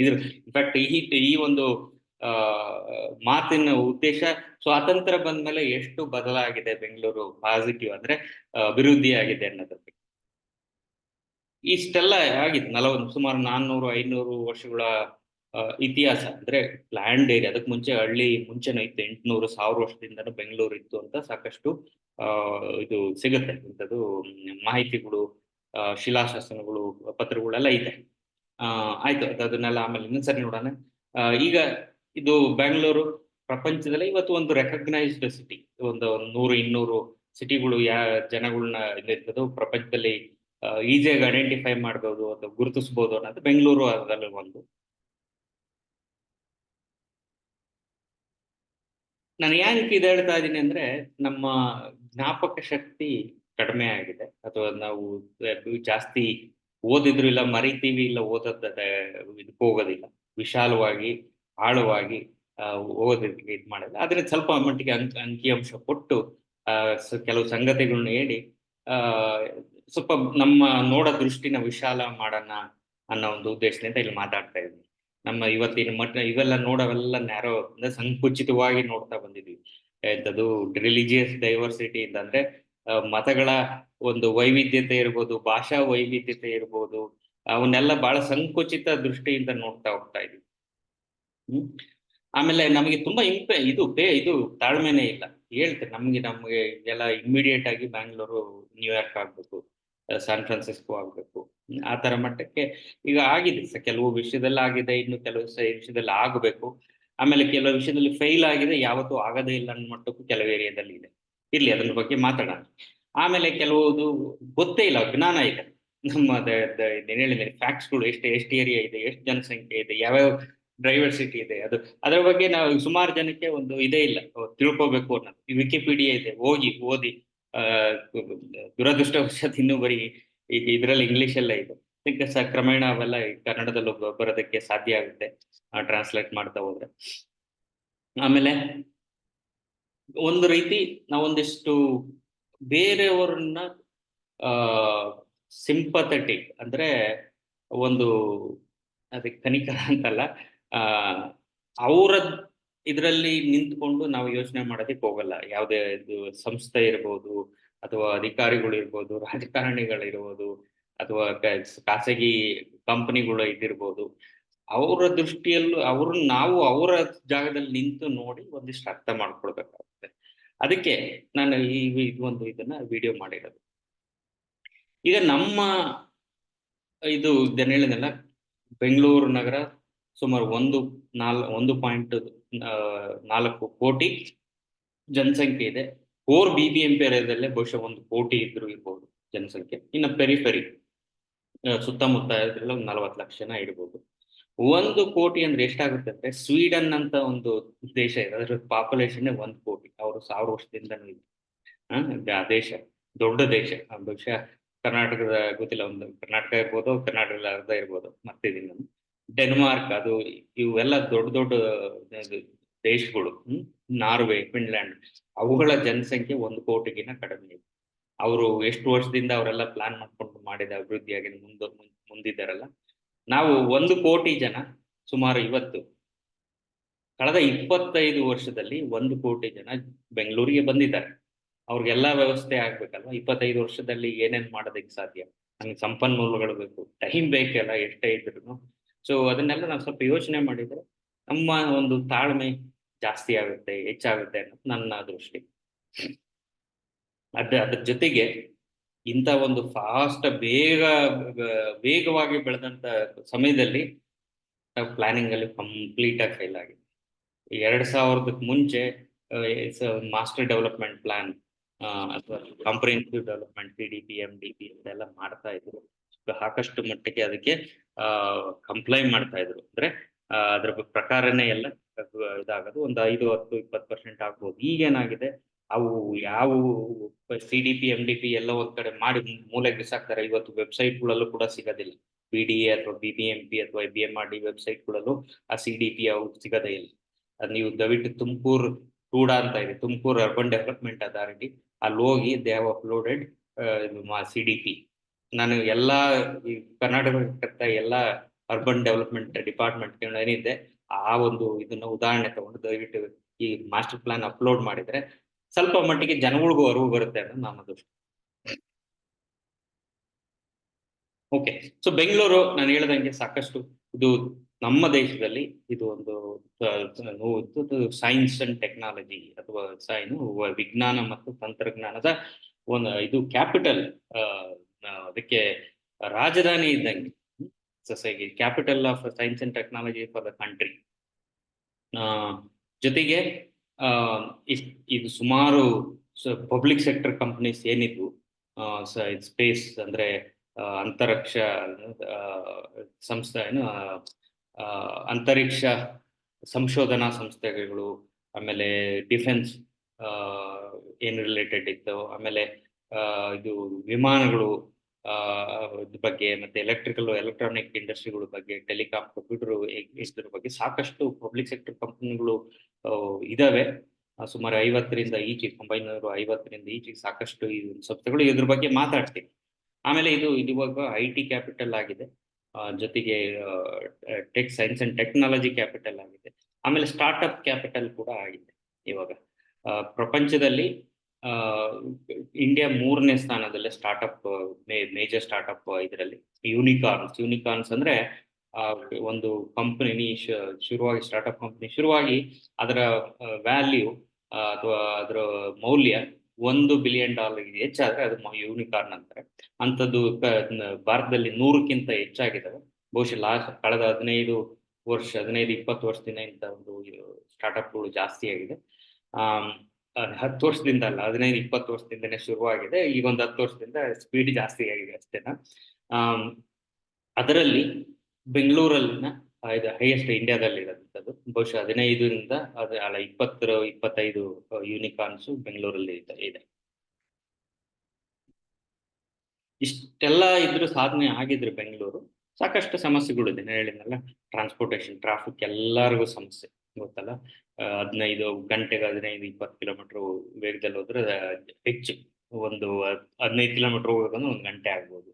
ಆಮೇಲೆ ರೋಡ್ ನೆಟ್ವರ್ಕ್ ಇಲ್ಲ, ಅಂದ್ರೆ ರಸ್ತೆಗಳು ಇಲ್ಲ. ಎಲ್ಲಿ ಈ ಹೊಸದಾಗಿ ಆಗಿದೆಯಲ್ಲ ಹಳೆ ಹಳ್ಳಿಗಳೇ ರೋಡು, ಅವನ್ನು ಎನ್ಕ್ರೋಚ್ ಮಾಡಾಗಿದೆ. ಅದನ್ನ ಬಿಡಿಸೋಕೆ ಯಾರು ಹೋಗಿಲ್ಲ, ಯಾರು ಧೈರ್ಯ ಮಾಡ್ತಾ ಇಲ್ಲ.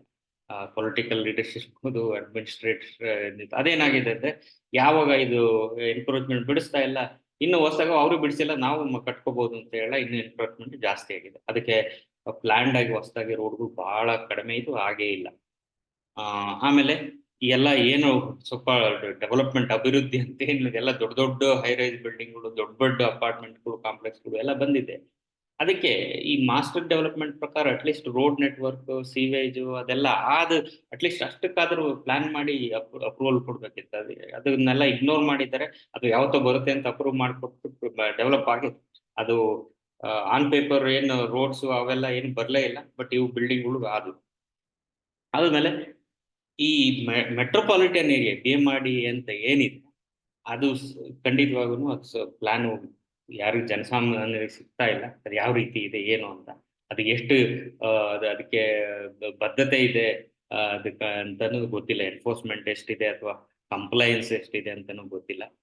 ಆಮೇಲೆ ಇಷ್ಟೆಲ್ಲ ಇದು ವಾಟರ್ ಶಾರ್ಟೇಜ್ ಪ್ರಾಬ್ಲಮ್ ಎಲ್ಲ ಕಡೆ ಬೋರ್ಗಳಿಂದ ಪರಿಫರಿ ಅಂದ್ರೆ ಹೊರಗಡೆ ಹೊರವಲಯದಾಗೆ ಬೋರ್ಗಳಿಂದನೇ ಇದು ಮಾಡ್ತೀವಿ. ಸಿವೇಜ್ ಗಾರ್ಬೇಜ್ ಆಮೇಲೆ ಸಿವೇಜ್ ಕೊಳಚೆದ ಸಮಸ್ಯೆ ಇದೆ. ಆಮೇಲೆ ಇದು ವೇಸ್ಟ್ ಹ್ಯಾಂಡಲ್ ಮಾಡೋ ಪ್ರಾಬ್ಲಮ್ ಸಮಸ್ಯೆ ಇದೆ. ಯಾವಾಗ ಮಳೆ ಜಾಸ್ತಿ ಬಂದಾಗ ಇದಾಗುತ್ತೆ, ಇದು ಪ್ರವಾಹ ಬರುತ್ತೆ. ಇಲ್ಲ ಕೆರೆಗಳೆಲ್ಲ ಒತ್ತುವರಿ ಆಗಿದ್ದಾವೆ, ಇಲ್ಲ ಕೊಳಚೆ ನೀರು ಹೋಗ್ತಾ ಇದೆ. ಇಂಥ ಸಾಕಷ್ಟು ಸಮಸ್ಯೆಗಳು ಇದೆ. ಆಮೇಲೆ ತುಂಬಾ ಕೆಲವು ಏರಿಯಾದಲ್ಲಿ ಪಾಪ್ಯುಲೇಷನ್ ಡೆನ್ಸಿಟಿ ತುಂಬಾ ಹೈ. ಸೊ ಅಲ್ಲಿ ಏನು ಪಾರ್ಕ್ಗಳಿಲ್ಲ, ದೇವಸ್ಥಾನಗಳಿಲ್ಲ ಸರಿಯಾಗಿ, ಅಥವಾ ಇನ್ಯಾವುದೋ ಇದಿಲ್ಲ, ಓಪನ್ ಸ್ಪೇಸ್ ಇಲ್ಲ, ಆ ಥರ ಎಲ್ಲ ಇದೆ. ಸಾಕಷ್ಟು ಸಮಸ್ಯೆಗಳಿದೆ. ಇಂಥ ಸಮಸ್ಯೆಗಳು ಬಹಳ ವೇಗವಾಗಿ ನಡೆದಿದ್ರಿಂದ ವೇಗವಾಗಿ ಗ್ರೋತ್ ಆಯ್ತಲ್ಲ, ಅಂದ್ರೆ ಬೆಳವಣಿಗೆ ಆದ್ರಿಂದ ಇವೆಲ್ಲ ಸಮಸ್ಯೆಗಳು ಹೆಚ್ಚಾಗಿ, ಜೊತೆಗೆ ಪ್ಲಾನಿಂಗ್ ಇಲ್ಲದ್ದು ಮೇಜರ್ ಪ್ರಾಬ್ಲಮ್. ಆದ್ರಿಂದ ಒಂದು ದೃಷ್ಟಿಯಿಂದ ಬೆಂಗಳೂರು ಸಾಕಷ್ಟು ಸಾಧಿಸಿದೆ, ಇನ್ನೊಂದು ದೃಷ್ಟಿಯಿಂದ ಸಾಕಷ್ಟು ಸಫರ್ ಪಡ್ತಾ ಇದೆ. ಅಂದ್ರೆ ಅದಕ್ಕೆ ಕಷ್ಟ ಎದುರಿಸ್ತಾ ಇದೆ. ಇದು ಒಂಥರ ಲೋಟ ಅರ್ಧ ಫುಲ್ ಆಗಿದೆ, ಅರ್ಧ ಎಂಟಿ ಆಗಿದೆ. ನೀವು ನೋಡೋ ದೃಷ್ಟಿ ಮೇಲೆ ಹೋಗುತ್ತಲ್ವಾ. ನೀವು ಅರ್ಧ ಎಂಟಿ ಆಗಿದ್ರೆ ಇಲ್ಲೇನು ಇಲ್ಲ ಅನ್ಸದೆ, ಅರ್ಧ ತುಂಬಿದೆ ಅಂತ ಅಂದ್ರೆ ಇದು ಇದೆಯಪ್ಪ ಅನ್ನೋದು. ಅದರಿಂದ ಬಹುಶಃ ಸುಮಾರು ನಗರಗಳು, ಅದರಲ್ಲೂ ಇಂಡಿಯಾದಲ್ಲಿ ಇದೇ ಸ್ಥಿತಿಲೇ ಇದೆ.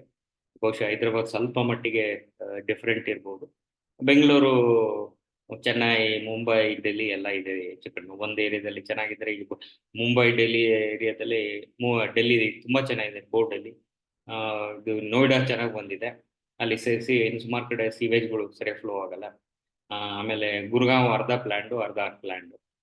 ಆಮೇಲೆ ಏನಾಗುತ್ತೆ ಅಂದ್ರೆ 2-3 ತಿಂಗಳು ತುಂಬಾ ಪೊಲ್ಯೂಷನ್ ಆಗುತ್ತೆ, ಸ್ಟಬಲ್ ಬರ್ನಿಂಗ್.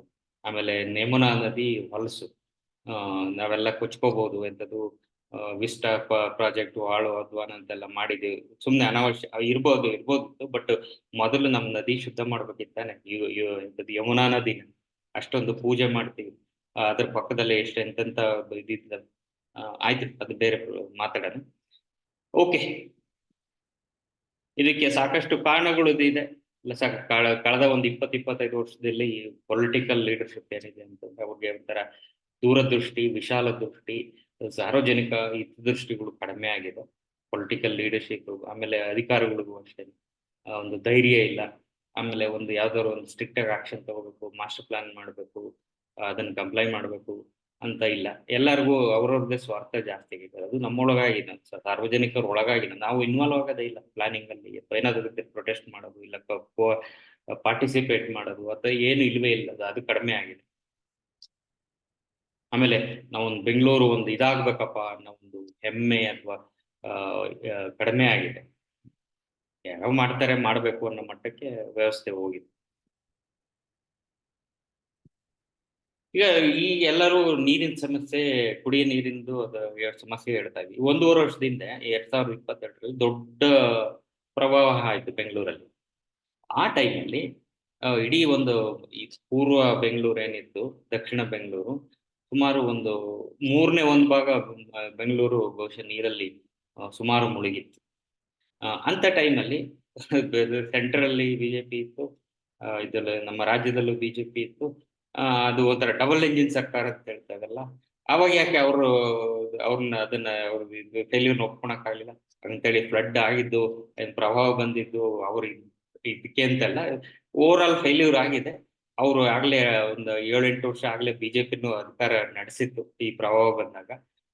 ಅವರು ಮತ್ತೆ ಯಾಕೆ ಅದನ್ನ ಇದಂತದ್ದು ಜವಾಬ್ದಾರಿ ತಾಣ್ಲಿಲ್ಲ ಇದ್ರ ಬಗ್ಗೆ? ಏನೋ ಬಂದು ಹೇಳ್ತಾರಲ್ಲ, tech city to tanker city ಅಂತ. ಅದೇ ರೀತಿ ಅದಕ್ಕೆ ಅವರು ಬ್ಲೇಮ್ ತಗೋಬೋದೆ, ಅದು ಇದ್ ಮಾಡ್ಬೋದಿತ್ತಲ್ಲ, ಜವಾಬ್ದಾರಿ ತಗೊಂಡು ಇದು ನಮ್ದು ಕಾರಣ ಇದೆ, ಅಟ್ಲೀಸ್ಟ್ ನಮ್ಮಿಂದ ಅನ್ನೋದು ನಮ್ದು ಅಂತ ಹೇಳ್ಕೊಂಡಿದ್ರು ಒಂದು ಪ್ರಾಮಾಣಿಕತೆ ಇರೋದಲ್ವಾ. ಆಯ್ತು, ಬೆಂಗಳೂರು ಸ್ವಲ್ಪ ಯಾವ ರೀತಿ ಯಾವಾಗ ಅಭಿವೃದ್ಧಿ ಆಯ್ತು ಅಂತ ನೋಡಕ್ ಹೋಗೋಣ. ಬೆಂಗಳೂರು ಅಭಿವೃದ್ಧಿ ಸಾಕಷ್ಟು ಅಭಿವೃದ್ಧಿ 1950ರಿಂದ ಇತ್ತೀಚೆಗೆ ಆಗುತ್ತೆ. ಆ ಇಲ್ಲಿ IASC ಮೊದಲನೇ ಒಂದು ಸೈನ್ಸ್ ಅಂಡ್ ಟೆಕ್ನಾಲಜಿ ಇದು ಆಗಿದ್ದು. ಅದಕ್ಕೆ ಮುಂಚೆ HAL ಇದೆ. HAL ಮೋಸ್ಟ್ಲಿ ಅದು manufacturing, maintenance and operation centre, ಬೇರೆ ಬೇರೆ ಇನ್ಸ್ಟಿಟ್ಯೂಟ್ಗಳು ಕೆಲವೆಲ್ಲ ಇದ್ದು. But IASC was the first major science and technology ಇದು ಇನ್ಸ್ಟಿಟ್ಯೂಟ್, ಬಿಕೇಮ್ ನ್ಯೂ ಯೂನಿವರ್ಸಿಟಿ ಅಂತ ಟಾಟಾ ಇನ್ಸ್ಟಿಟ್ಯೂಟ್ ಅಂತ ಇದು ಜಮ್ಶೆಡ್ಜಿ ಟಾಟಾ ಅವರು ಇದು ಮಾಡಿದ್ದು. ಅದಕ್ಕೆ ನಾಲ್ವಡಿ ಕೃಷ್ಣರಾಜ ಒಡೆಯರ್ ಅನ್ಸುತ್ತೆ ಅವರು ಜಮೀನು ಕೊಟ್ಟು ಮಾಡಿದ್ರು. ಅದಾದ್ಮೇಲೆ ಅದನ್ನೇ ಸ್ವತಂತ್ರ ಬಂದ್ಮೇಲೆ ಕೇಂದ್ರ ಸರ್ಕಾರಕ್ಕೆ ಅವರ ಇದರಲ್ಲಿ ಸಾಕಷ್ಟು ಫಂಡ್ಗಳು ಕೊಟ್ಟು ಅದು they took it to next level and became Tata Institute became Indian institute of Science. ಆಮೇಲೆ 54ರಲ್ಲಿ ಭಾರತ್ ಎಲೆಕ್ಟ್ರಾನಿಕ್ಸ್ ಆಯ್ತು. ಅದೇ 54ರಲ್ಲಿ ಭಾರತ್ ಹೆವಿ ಎಲೆಕ್ಟ್ರಿಕಲ್ಸ್ ಆಯ್ತು. 64ರಲ್ಲಿ BM Bharat earth mower limited. ಸ್ವಲ್ಪ ಹೇಳ್ಬೇಕು, ಈ BEL ಸಾಕಷ್ಟು ಡಿಫೆನ್ಸ್ ರಿಲೇಟೆಡ್ ಎಲೆಕ್ಟ್ರಾನಿಕ್ಸ್, ರೈಡರ್ಸ್ ಏನೇನಿದೆ ಅದನ್ನೆಲ್ಲ ಸಾಕಷ್ಟು ಇದನ್ನ BEL ಅಲ್ಲಿ ಮಾಡ್ತಾರೆ. BHEL ಅಲ್ಲಿ ಪವರ್ ಜನರೇಷನ್ ಜನರೇಟರ್ಸ್, ಅದಕ್ಕೆ ರಿಲೇಟೆಡ್ ಪ್ರಾಜೆಕ್ಟ್ಸ್ಗಳನ್ನೆಲ್ಲ BHEL ಅವ್ರು ಮಾಡ್ತಾರೆ. BML Bharat earth mower limited heavy equipments, ಇದು ಮಿಲಿಟರಿಯಲ್ಲಿ ಯೂಸ್ ಮಾಡ್ಕೋಬಹುದು ಅಥವಾ ಮೈನಿಂಗ್, ಕನ್ಸ್ಟ್ರಕ್ಷನ್ ಅಲ್ಲಿ ಯೂಸ್ ಮಾಡಕ್ಕಂತ ಸಾಕಷ್ಟು ವೆಹಿಕಲ್ಗಳನ್ನ BML ಮಾಡ್ತಾರೆ. ಜೊತೆಗೆ ಇತ್ತೀಚೆಗೆ ಅವರು ಮೆಟ್ರೋ ಇವನು ಕೂಡ ಕೋಚಸ್ ಕೂಡ ಮಾಡ್ತಾರೆ. NAL national aeronautics limited aerospace laboratories, aerospace laboratories ಇದೊಂದು ಏವಿಯೇಷನ್ ರಿಲೇಟೆಡ್ ರಿಸರ್ಚ್ ಲ್ಯಾಬ್. ಅವರು ಇಸ್ರೋಗಿರ್ಬೋದು, HALಗೆ ಅಥವಾ ಬೇರೆ ಬೇರೆ ಡಿಫೆನ್ಸ್ ಪ್ರೋಗ್ರಾಮ್ಗಳಿಗೆಲ್ಲ ಬೇಕಾದಂತ ಟೆಕ್ನಾಲಜಿನ ಡೆವಲಪ್ ಮಾಡ್ತಾರೆ, ರಿಸರ್ಚ್ ಮಾಡ್ತಾರೆ. HAL ಹಿಂದೂಸ್ತಾನ್ ಏರೋನಾಟಿಕ್ಸ್ 1940ರಲ್ಲಿ ಇದು ಶುರುವಾಯಿತು. ಅದಾದ್ಮೇಲೆ ಬ್ರಿಟಿಷರು 2ನೇ ಮಹಾಯುದ್ಧ ಟೈಮಲ್ಲಿ ಅದನ್ನ ಅಕ್ವೈರ್ ಮಾಡ್ಕೊಂಡ್ರು. ಬ್ರಿಟಿಷರು ಬಿಟ್ಟ ತಕ್ಷಣ ಬ್ರಿಟಿಷರಿಂದ ಕೇಂದ್ರ ಸರ್ಕಾರಕ್ಕೆ ಬಂತು. ಕೇಂದ್ರ ಸರ್ಕಾರದಿಂದ ಅದನ್ನು ಇಂಪ್ರೂವ್ ಮಾಡ್ತಾ ಹೋದ್ರು. ಸುಮಾರು ಸಾಕಷ್ಟು 200-300 ಮೇಜರ್ ಏರ್ಕ್ರಾಫ್ಟ್ ನಾವು ಮ್ಯಾನುಫ್ಯಾಕ್ಚರ್ ಮಾಡಿದ್ದಾರೆ, ಬೇರೆ ಬೇರೆ ಥರದ್ದು. ಇನ್ನೂ ಜಾಸ್ತಿನೇ ಇರ್ಬೋದು. ಬರೀ ಸುಖೋಯ್ 30 ಅಂತ ಇದೆ, ಅದನ್ನೇ 200ಕ್ಕಿಂತ ಹೆಚ್ಚು ವಿಮಾನ ಮಾಡಿದ್ದಾರೆ. ಸುಮಾರು ವಿಮಾನಗಳ ಮೈಂಟೆನೆನ್ಸ್, ಡಿಫೆನ್ಸ್ ರಿಲೇಟೆಡ್ ಇದು ವಿಮಾನಗಳೆಲ್ಲ ಮೈಂಟೆನೆನ್ಸ್ ಆಗೋದು HAL ಅಲ್ಲಿ. HMT ಒಂದು ಕಾಲದಲ್ಲಿ ದೊಡ್ಡ ಒಂದು ಸಂಸ್ಥೆ, ಮೆಷಿನ್ ಟೂಲ್ಸ್, ಲೇತ್ಸ್ ಆ ಥರದ್ದೆಲ್ಲ, ಆಮೇಲೆ ಟ್ರ್ಯಾಕ್ಟರ್ಸ್, ವಾಚಸ್ ಆ ಥರದ್ದೆಲ್ಲ. ಅವರು ಒಂದು 30-40 ವರ್ಷ ಕಾಲ ಸಾಕಷ್ಟು ಒಳ್ಳೊಳ್ಳೆ ಕ್ವಾಲಿಟಿ ಪ್ರಾಡಕ್ಟ್ ಮಾಡಿ ಆಮೇಲೆ ಆರ್ಥಿಕ ಸಮಸ್ಯೆಯಿಂದ ಅದು ಮುಚ್ಚಿದೆ. ಇವತ್ತು ಬಹಳ ಬೇಸರ ಆಗುತ್ತೆ. ಆದ್ರೂ ಅದ್ರಲ್ಲಿ ಅವ್ರು ಮಾಡಿರ್ತಕ್ಕಂಥ ಟೌನ್ಶಿಪ್ ಇರ್ಬೋದು, ಫ್ಯಾಕ್ಟ್ರಿಗಳು ಇವತ್ತು ನಿಂತ್ಕೊಂಡು ಅವೆಲ್ಲ ಇವತ್ತು ಸಾವಿರಾರು ಕೋಟಿ ರೂಪಾಯಿ ಆಸ್ತಿ, ಇವತ್ತು ಲಕ್ಷಾಂತರ ಕೋಟಿ ರೂಪಾಯಿನೂ ಆದ್ರೂ ಆಗ್ಬೋದು. ಎಲ್ಲಕ್ಕಿಂತ ಮುಖ್ಯ ಅವ್ರು 40-50 ವರ್ಷ ದೇಶ ಸೇವೆ ಮಾಡಿದ್ದಾರೆ ಆ ಸಂಸ್ಥೆ. ITI ಕೂಡ ಅಷ್ಟೇ, ಇಂಡಿಯನ್ ಟೆಲಿಫೋನ್ ಇಂಡಸ್ಟ್ರಿ 50ರಲ್ಲಿ ಶುರುವಾಗಿದ್ದು. ಅವರು ಅಷ್ಟೇ 30-40-50 ವರ್ಷ ದೇಶಕ್ಕೆ ಕೊಡುಗೆ ಕೊಟ್ಟು ಅವ್ರು ಸಾಕಷ್ಟು ಸಂಕಷ್ಟಕ್ಕೆ ಈಡಾಗಿ ಇವತ್ತು ಕಂಪನಿ ಮುಚ್ಚಿದೆ. ಇದು ಪಬ್ಲಿಕ್ ಸೆಕ್ಟರ್ ಅಷ್ಟೇ ಅಲ್ಲ, ಇವನ್ ಪ್ರೈವೇಟ್ ಸೆಕ್ಟರ್ಲ್ಲೂ ಅಮೆರಿಕಾದಲ್ಲೂ ಸಾಕಷ್ಟು ಕಂಪನಿಗಳು ಹೆಸರಿಲ್ದಂಗೆ ಮುಚ್ಚೋಗಿದೆ. ಇದರಲ್ಲೇನು ಇದೇ ಇಲ್ಲ. ಅವತ್ತು ಬದಲಾದಂಥ ಪರಿಸ್ಥಿತಿಗೆ ಕೆಲವು ಸರಿ ಕಂಪ್ನಿಗಳು ಇದಾಗೋದಿಲ್ಲ, ಅಥವಾ ಪ್ರಾಡಕ್ಟ್ಗಳು ಅಂದ್ರೆ ಅದಕ್ಕೆ ಅಪ್ರಸ್ತುತ ಆಗ್ಬಿಡುತ್ತೆ. ಅದರಿಂದ ಏನು ಮಾಡೋದಕ್ಕೆ ಆಗೋದಿಲ್ಲ. ಆದ್ರೂ ಇವತ್ತು ITI ಅವ್ರದ್ದು ಟೌನ್ಶಿಪ್ ಆಸ್ತಿಗಳು ಅಗೇನ್ 16,000 ಕೋಟಿ ರೂಪಾಯಿ ಆಸ್ತಿ ಇವತ್ತು. CDOT, centre for development of telematics ಅಂತ, ಟೆಲಿಕಾಮ್ ರಿಲೇಟೆಡ್ ಎಲ್ಲ ಎಕ್ವಿಪ್ಮೆಂಟ್ನೆಲ್ಲ ಇವರು ಮಾಡೋದಕ್ಕೆ ಶುರು ಮಾಡಿದ್ರು. ITI 50ರಲ್ಲಿ, HMT 53ರಲ್ಲಿ, CDOT 84ರಲ್ಲಿ. ಇವೆಲ್ಲ ಸ್ವಲ್ಪ ನೋಡಿ, 54, 64 ಇವೆಲ್ಲ ನೆಹರು ಟೈಮಲ್ಲಿ ಆಗಿರೋದು. ಎಂಥದ್ದು 70 CDAC 84ರಲ್ಲಿ, CDOT 84ರಲ್ಲಿ, CDAC centre for development of advance computing 89ರಲ್ಲಿ, 84 ಇಂದಿರಾ ಗಾಂಧಿ, ಆಮೇಲೆ CDAC 89 Rajiv Gandhi, LRD 62 radar development establishment Nehru ಕಾಲದಲ್ಲಿ. ಇಸ್ರೋ ಮೊದಲಿಗೆ 62ರಲ್ಲಿ ಆಯ್ತು, ಅದು ಅದರ ಮುಂಚೆದ ಹೆಸರೇನೋ ಬೇರೆ ಇದೆ. 68ರಲ್ಲಿ ಅದನ್ನ ಇನ್ನೂ ವಿಸ್ತಾರ ಮಾಡಿ ಇದು ಮಾಡಿದ್ರು. ಇಂದಿರಾ ಗಾಂಧಿ ಟೈಮಲ್ಲಿ ಆಗಿದ್ದು. DRDOಸ್ ಅಂದ್ರೆ ಇದು ಏನು ರಕ್ಷಣಾ ಇದ್ರದ್ದು ಏನೇನು ರಿಸರ್ಚ್ ಅಂಡ್ ಡೆವಲಪ್ಮೆಂಟ್ ಆರ್ಗನೈಸೇಷನ್ಸ್ ಇದೆ, 50ರಿಂದ 90 ಸಾಕಷ್ಟು ಎಸ್ಟಾಬ್ಲಿಷ್ ಆಗಿದೆ. ಆಮೇಲೆ Jawaharlal Nehru centre for advance scientific research ಅಂತ 89ರಲ್ಲಿ ಬಹಳ ರೀಸೆಂಟ್ ಆಗಿರೋದು. ಎಷ್ಟಾಯ್ತು, 36 ವರ್ಷ ಆಗಿದೆ. ಆದ್ರೂ ಇದು ಸಾಧನೆ ಸಾಕಷ್ಟಿದೆ ರಿಸರ್ಚ್ ಅಲ್ಲಿ, ಮತ್ತೆ ನಾಲೆಜ್ ಕ್ರಿಯೇಷನ್ ಅಲ್ಲಿ, ಪ್ರಾಡಕ್ಟ್ ಡೆವಲಪ್ಮೆಂಟ್ ಅಲ್ಲಿ. ಇವೆಲ್ಲ ನೋಡಿದ್ರೆ ನೋಡಿ, ಈ ಸಂಸ್ಥೆಗಳು ಇವತ್ತೆಲ್ಲ ಹೆಮ್ಮರಗಳಾಗಿದೆ, ಕೆಲವೆಲ್ಲ ಬಿದ್ದೋಗಿದ್ದಾವೆ, ಏನ್ ಮಾಡೋದಕ್ಕಾಗೋದಿಲ್ಲ. ಆದ್ರೂ ಅವರು ಕೊಡುಗೆ ಕೊಟ್ಟಿದ್ದಾರೆ ದಶಕಗಳು ಕಟ್ಟಲೆ. ಯಾರು ಇವೆಲ್ಲ ಯಾವಾಗ ಸಂಸ್ಥೆ ಆಗಿದ್ದು ನೋಡೋಣ ಒಂಚೂರು. ಇವ್ ಯಾವಾಗಾಗಿದ್ದು? ಮೆಜಾರಿಟಿ ಇದಾಗಿದ್ದು ನೆಹರು ಕಾಲದಲ್ಲಿ. In fact science and technology, Bangalore science and technology ಇದು ರಾಜಧಾನಿ ಆಗಿದ್ದು ದೇಶಕ್ಕೆ ಅಂದ್ರೆ ಅದಕ್ಕೆ ನೆಹರು ಕೊಡುಗೆನೆ ಜಾಸ್ತಿ. ಲೈಕ್ ಸುಮಾರು ಅಂದ್ರೆ ನೆಹರು ಅಂದ್ರೆ ಅವರ ಟೀಮ್ ಏನಿತ್ತು ಅವ್ರು ಮಾಡಿದ್ದಾರೆ, ಹೌದಲ್ಲ. ಅವ್ರು ಅಂದ್ರೆ ಅವ್ರ ಕಾಲದಲ್ಲಿ ಆಗಿರ್ತದ್ದು. ನೆಹರು ಅವರು ಸಾಕಷ್ಟು ವಿಜ್ಞಾನ ಮತ್ತು ತಂತ್ರಜ್ಞಾನದಲ್ಲಿ ನಂಬಿಕೆ ಇಟ್ಟದಂತ. ವಿಜ್ಞಾನ ತಂತ್ರಜ್ಞಾನ ಮೂಲಕನೇ ನಾವು ಮುನ್ನಡೆಯಬೇಕು ಸಾಧ್ಯ. ಅದೊಂದೇ ರೀತಿ, ಅದೊಂದೇ ಮಾರ್ಗದಲ್ಲಿ ನಾವು ಇಲ್ಲಿರ್ತಕ್ಕಂಥ ಬಡತನನ ನಿವಾರಿಸೋದಕ್ಕೆ ಸಾಧ್ಯ, ಪ್ರಗತಿಪರ ಆಗೋದಕ್ಕೆ ಸಾಧ್ಯ, ಮಾಡರ್ನೈಸ್ ಆಗಬೇಕು ಅನ್ನೋದಕ್ಕೆ ಅದೊಂದೇ ಮಾರ್ಗ ಅಂತ ಹೇಳಿ ನಂಬಿದ್ದವರು. ಅದಕ್ಕೋಸ್ಕರ ಇವೆಲ್ಲ ಇನ್ಸ್ಟಿಟ್ಯೂಟ್ಗಳನ್ನ ಇದು ಮಾಡಿದ್ರು. ಇಷ್ಟೆಲ್ಲ ಇದೆಯಲ್ಲ ಬೆಂಗಳೂರಲ್ಲಿ ಸಂಸ್ಥೆಗಳೆಲ್ಲ ಆಗಿದೆ, ಅವೆಲ್ಲ ಹೆಮ್ಮರ್ಗಳಾಗಿದೆ. ಇದಕ್ಕೆ ನೋಡೋಣ ಯಾವ್ಯಾವ ಸಂಸ್ಥೆಗಳು ಶುರು ಮಾಡಿದ್ದಾರೆ, ಅವು ಎಷ್ಟು ದೊಡ್ಡವಾಗಿದ್ದಾವೆ, ಎಷ್ಟು ಪ್ರಸಿದ್ಧಿ ಪಡೆದಿದ್ದಾವೆ, ಪ್ರಪಂಚದಲ್ಲಿ ಯಾವ ರ್ಯಾಂಕ್ ಅಲ್ಲಿ ತೋರಿಸ್ಬಿಟ್ಟು. IAS ಇವತ್ತು ನಮ್ಮ ಇಡೀ ದೇಶದಲ್ಲಿ 500 ಒಳಗಡೆ ಇರೋಂಥ ಸಂಸ್ಥೆಗಳು ಒಂದು 5-10 ಇರ್ಬೋದು ಪ್ರಪಂಚದ ಮಟ್ಟದಲ್ಲಿ. ಅದರಲ್ಲಿ IAC ಕೂಡ ಒಂದು ನಂಬರ್ ಟಾಪ್ 2-3 ಅಲ್ಲಿದೆ. ಮಿಕ್ಕವೆಲ್ಲ IITಗಳು ಆ ತರ. ಜವಾಹರ್ಲಾಲ್ ನೆಹರು ಯೂನಿವರ್ಸಿಟಿ ಇದೆ, ಜಾಮಿಯಾ ಮಿಲಿಯಾ ಯೂನಿವರ್ಸಿಟಿ ಇದೆ. ಇವೇ ಯೂನಿವರ್ಸಿಟಿ ಅವತ್ತಿನ ಕಾಲದಲ್ಲ, ಹೊಸದಾಗ ಆಗಿರೋ ಯಾವ ಇವರು ಬಿಜೆಪಿ ಸುಮಾರು 16-17 ವರ್ಷ ಆಡಳಿತ ನಡೆಸಿದೆ. ಯಾವ ಸಂಸ್ಥೆ ಹುಟ್ಟಾಕಿದ್ದಾರೆ, ಅವು ಯಾವ ಮಟ್ಟಕ್ಕಿದಾವೆ ತೋರಿಸ್ಲಿ. ನನಗೆ ಗೊತ್ತಿಲ್ಲ, ಇದ್ರೂ ಇರ್ಬೋದೇನೋ, ಬಟ್ ನನಗೆ ತಿಳಿದ ಮಟ್ಟಿಗೆ ಇದುವರೆಗೂ ನಾನು ಕೇಳಿಲ್ಲ, ನೋಡಿಲ್ಲ, ಅದ್ರ ಬಗ್ಗೆ ಓದಿಲ್ಲ. ಆಮೇಲೆ ಬೆಂಗಳೂರು, ಇವತ್ತು ನಾವೇನು ಬೆಂಗಳೂರು ಸಾಕಷ್ಟು ತುಂಬಾ ಜನ ಬೆಂಗಳೂರು ವಾ ಏನ್ ಚೆನ್ನಾಗಿದೆ, ವೆದರ್ ಏನ್ ಚೆನ್ನಾಗಿದೆ, ಎಲ್ಲ ಲೇಔಟ್ಗಳೆಲ್ಲ ಏನ್ ಚೆನ್ನಾಗಿದೆ, ಜಯನಗರ, JP ನಗರ, ಬನಶಂಕರಿ, ಇಂದಿರಾನಗರ, BTM ಎಷ್ಟು ಚೆನ್ನಾಗಿದೆ, ಎಲ್ಲ ಪ್ಲಾಂಡ್ ಇದೆ ಅಂತ ಯೋಚನೆ ಮಾಡ್ತಲ್ಲ. ಹೌದು, ಇವತ್ತು ಬೇರೆ ಪ್ರಪಂಚದ ಹೊರಗಡೆ ದೇಶಗಳು ಕಂಪೇರ್ ಮಾಡಿದ್ರೆ ಸ್ಟಿಲ್ ನಾಟ್ ವರ್ಲ್ಡ್ ಕ್ಲಾಸ್ ಅಂದ್ರೂ ಚೆನ್ನಾಗೇ ಇದ್ದಿದ್ರಲ್ಲಿ ಚೆನ್ನಾಗೇ ಇತ್ತು. ಎಲ್ಲ ಪಾರ್ಕ್ಗಳಿದ್ದು, ದೇವಸ್ಥಾನಗಳಿದ್ದು, ಓಪನ್ ಸ್ಪೇಸ್ ಇರ್ತಕ್ಕಂಥದ್ದು, ಸಿವಿಕ್ ಕಮ್ಯುನಿಟೀಸ್ ಇರ್ತಕ್ಕಂಥದ್ದು, ಪ್ಯಾರಲಲ್ ರೋಡ್ಸ್ಗಳು ಇರ್ತಕ್ಕಂಥದ್ದು, ಬೇರೆ ಬೇರೆ ಅಗಲ ಇರ್ತಕ್ಕಂಥ ರೋಡ್ 30, 40, 60, 80, 100 ಅಡಿ ಇರ್ತಕ್ಕಂಥದ್ದು, ಗ್ರಿಡ್ ರೋಡ್ ಗ್ರಿಡ್ ಇರತಕ್ಕಂಥದ್ದು, ಸರಿಯಾದ ಡ್ರೈನ್ ಇರೋಂಥದ್ದು, ಸೀವೇಜ್ ಎಲ್ಲವುದು ವ್ಯವಸ್ಥಿತವಾಗಿರುವಂಥದ್ದು ಈ ನಗರಗಳೆಲ್ಲ. ಜಯನಗರ, JP ನಗರ ಇಡೀ ಬೆಂಗಳೂರಿಗೆ ನಂಬರ್ 1 ರೆಸಿಡೆನ್ಷಿಯಲ್ ಇರೋದು Jayanagar, I mean plan wise. JP Nagar, Banashankari, ಇವೆಲ್ಲವೂ ಕೂಡ ಇವತ್ತು 1940 ಕೊನೆಯ ಭಾಗದ 40ರಿಂದ 90ರವರೆಗೂ ಆಗಿರೋಂಥ 90 ಮೇ ಬಿ 2000 ಈ ಮೇಜರ್ ಏನಿಲ್ಲ ನಾವೇನು ಒಳ್ಳೆ ಬೆಂಗಳೂರಿಗೆ ಒಳ್ಳೆ ಪಾರ್ಟ್. ಈಗ ಇವೆಲ್ಲ ಇದ್ದು ಯಾವುದು ಮಲ್ಲೇಶ್ವರಂ, ಚಾಮರಾಜಪೇಟೆ, ಆಮೇಲೆ ಬಸವನಗುಡಿ, ಇವು ಸ್ವಲ್ಪ ಮುಂಚೆನೆ ಇದ್ದು. ಆಮೇಲೆ ಇಲ್ಲಿ ಕಾಕ್ಸ್ ಟೌನ್ ಅವೆಲ್ಲ ಕೆಲವು ಇವೆಲ್ಲ ಟೌನ್ಗಳೆಲ್ಲ ಕೆಲವು ಇದ್ದು. ಇವನ್ ಸೆಂಟ್ರಲ್ ಕಬರ್ ಪಾರ್ಕ್ ಇತ್ತು, ಪೇಟೆ ಏರಿಯಾ ಇತ್ತು.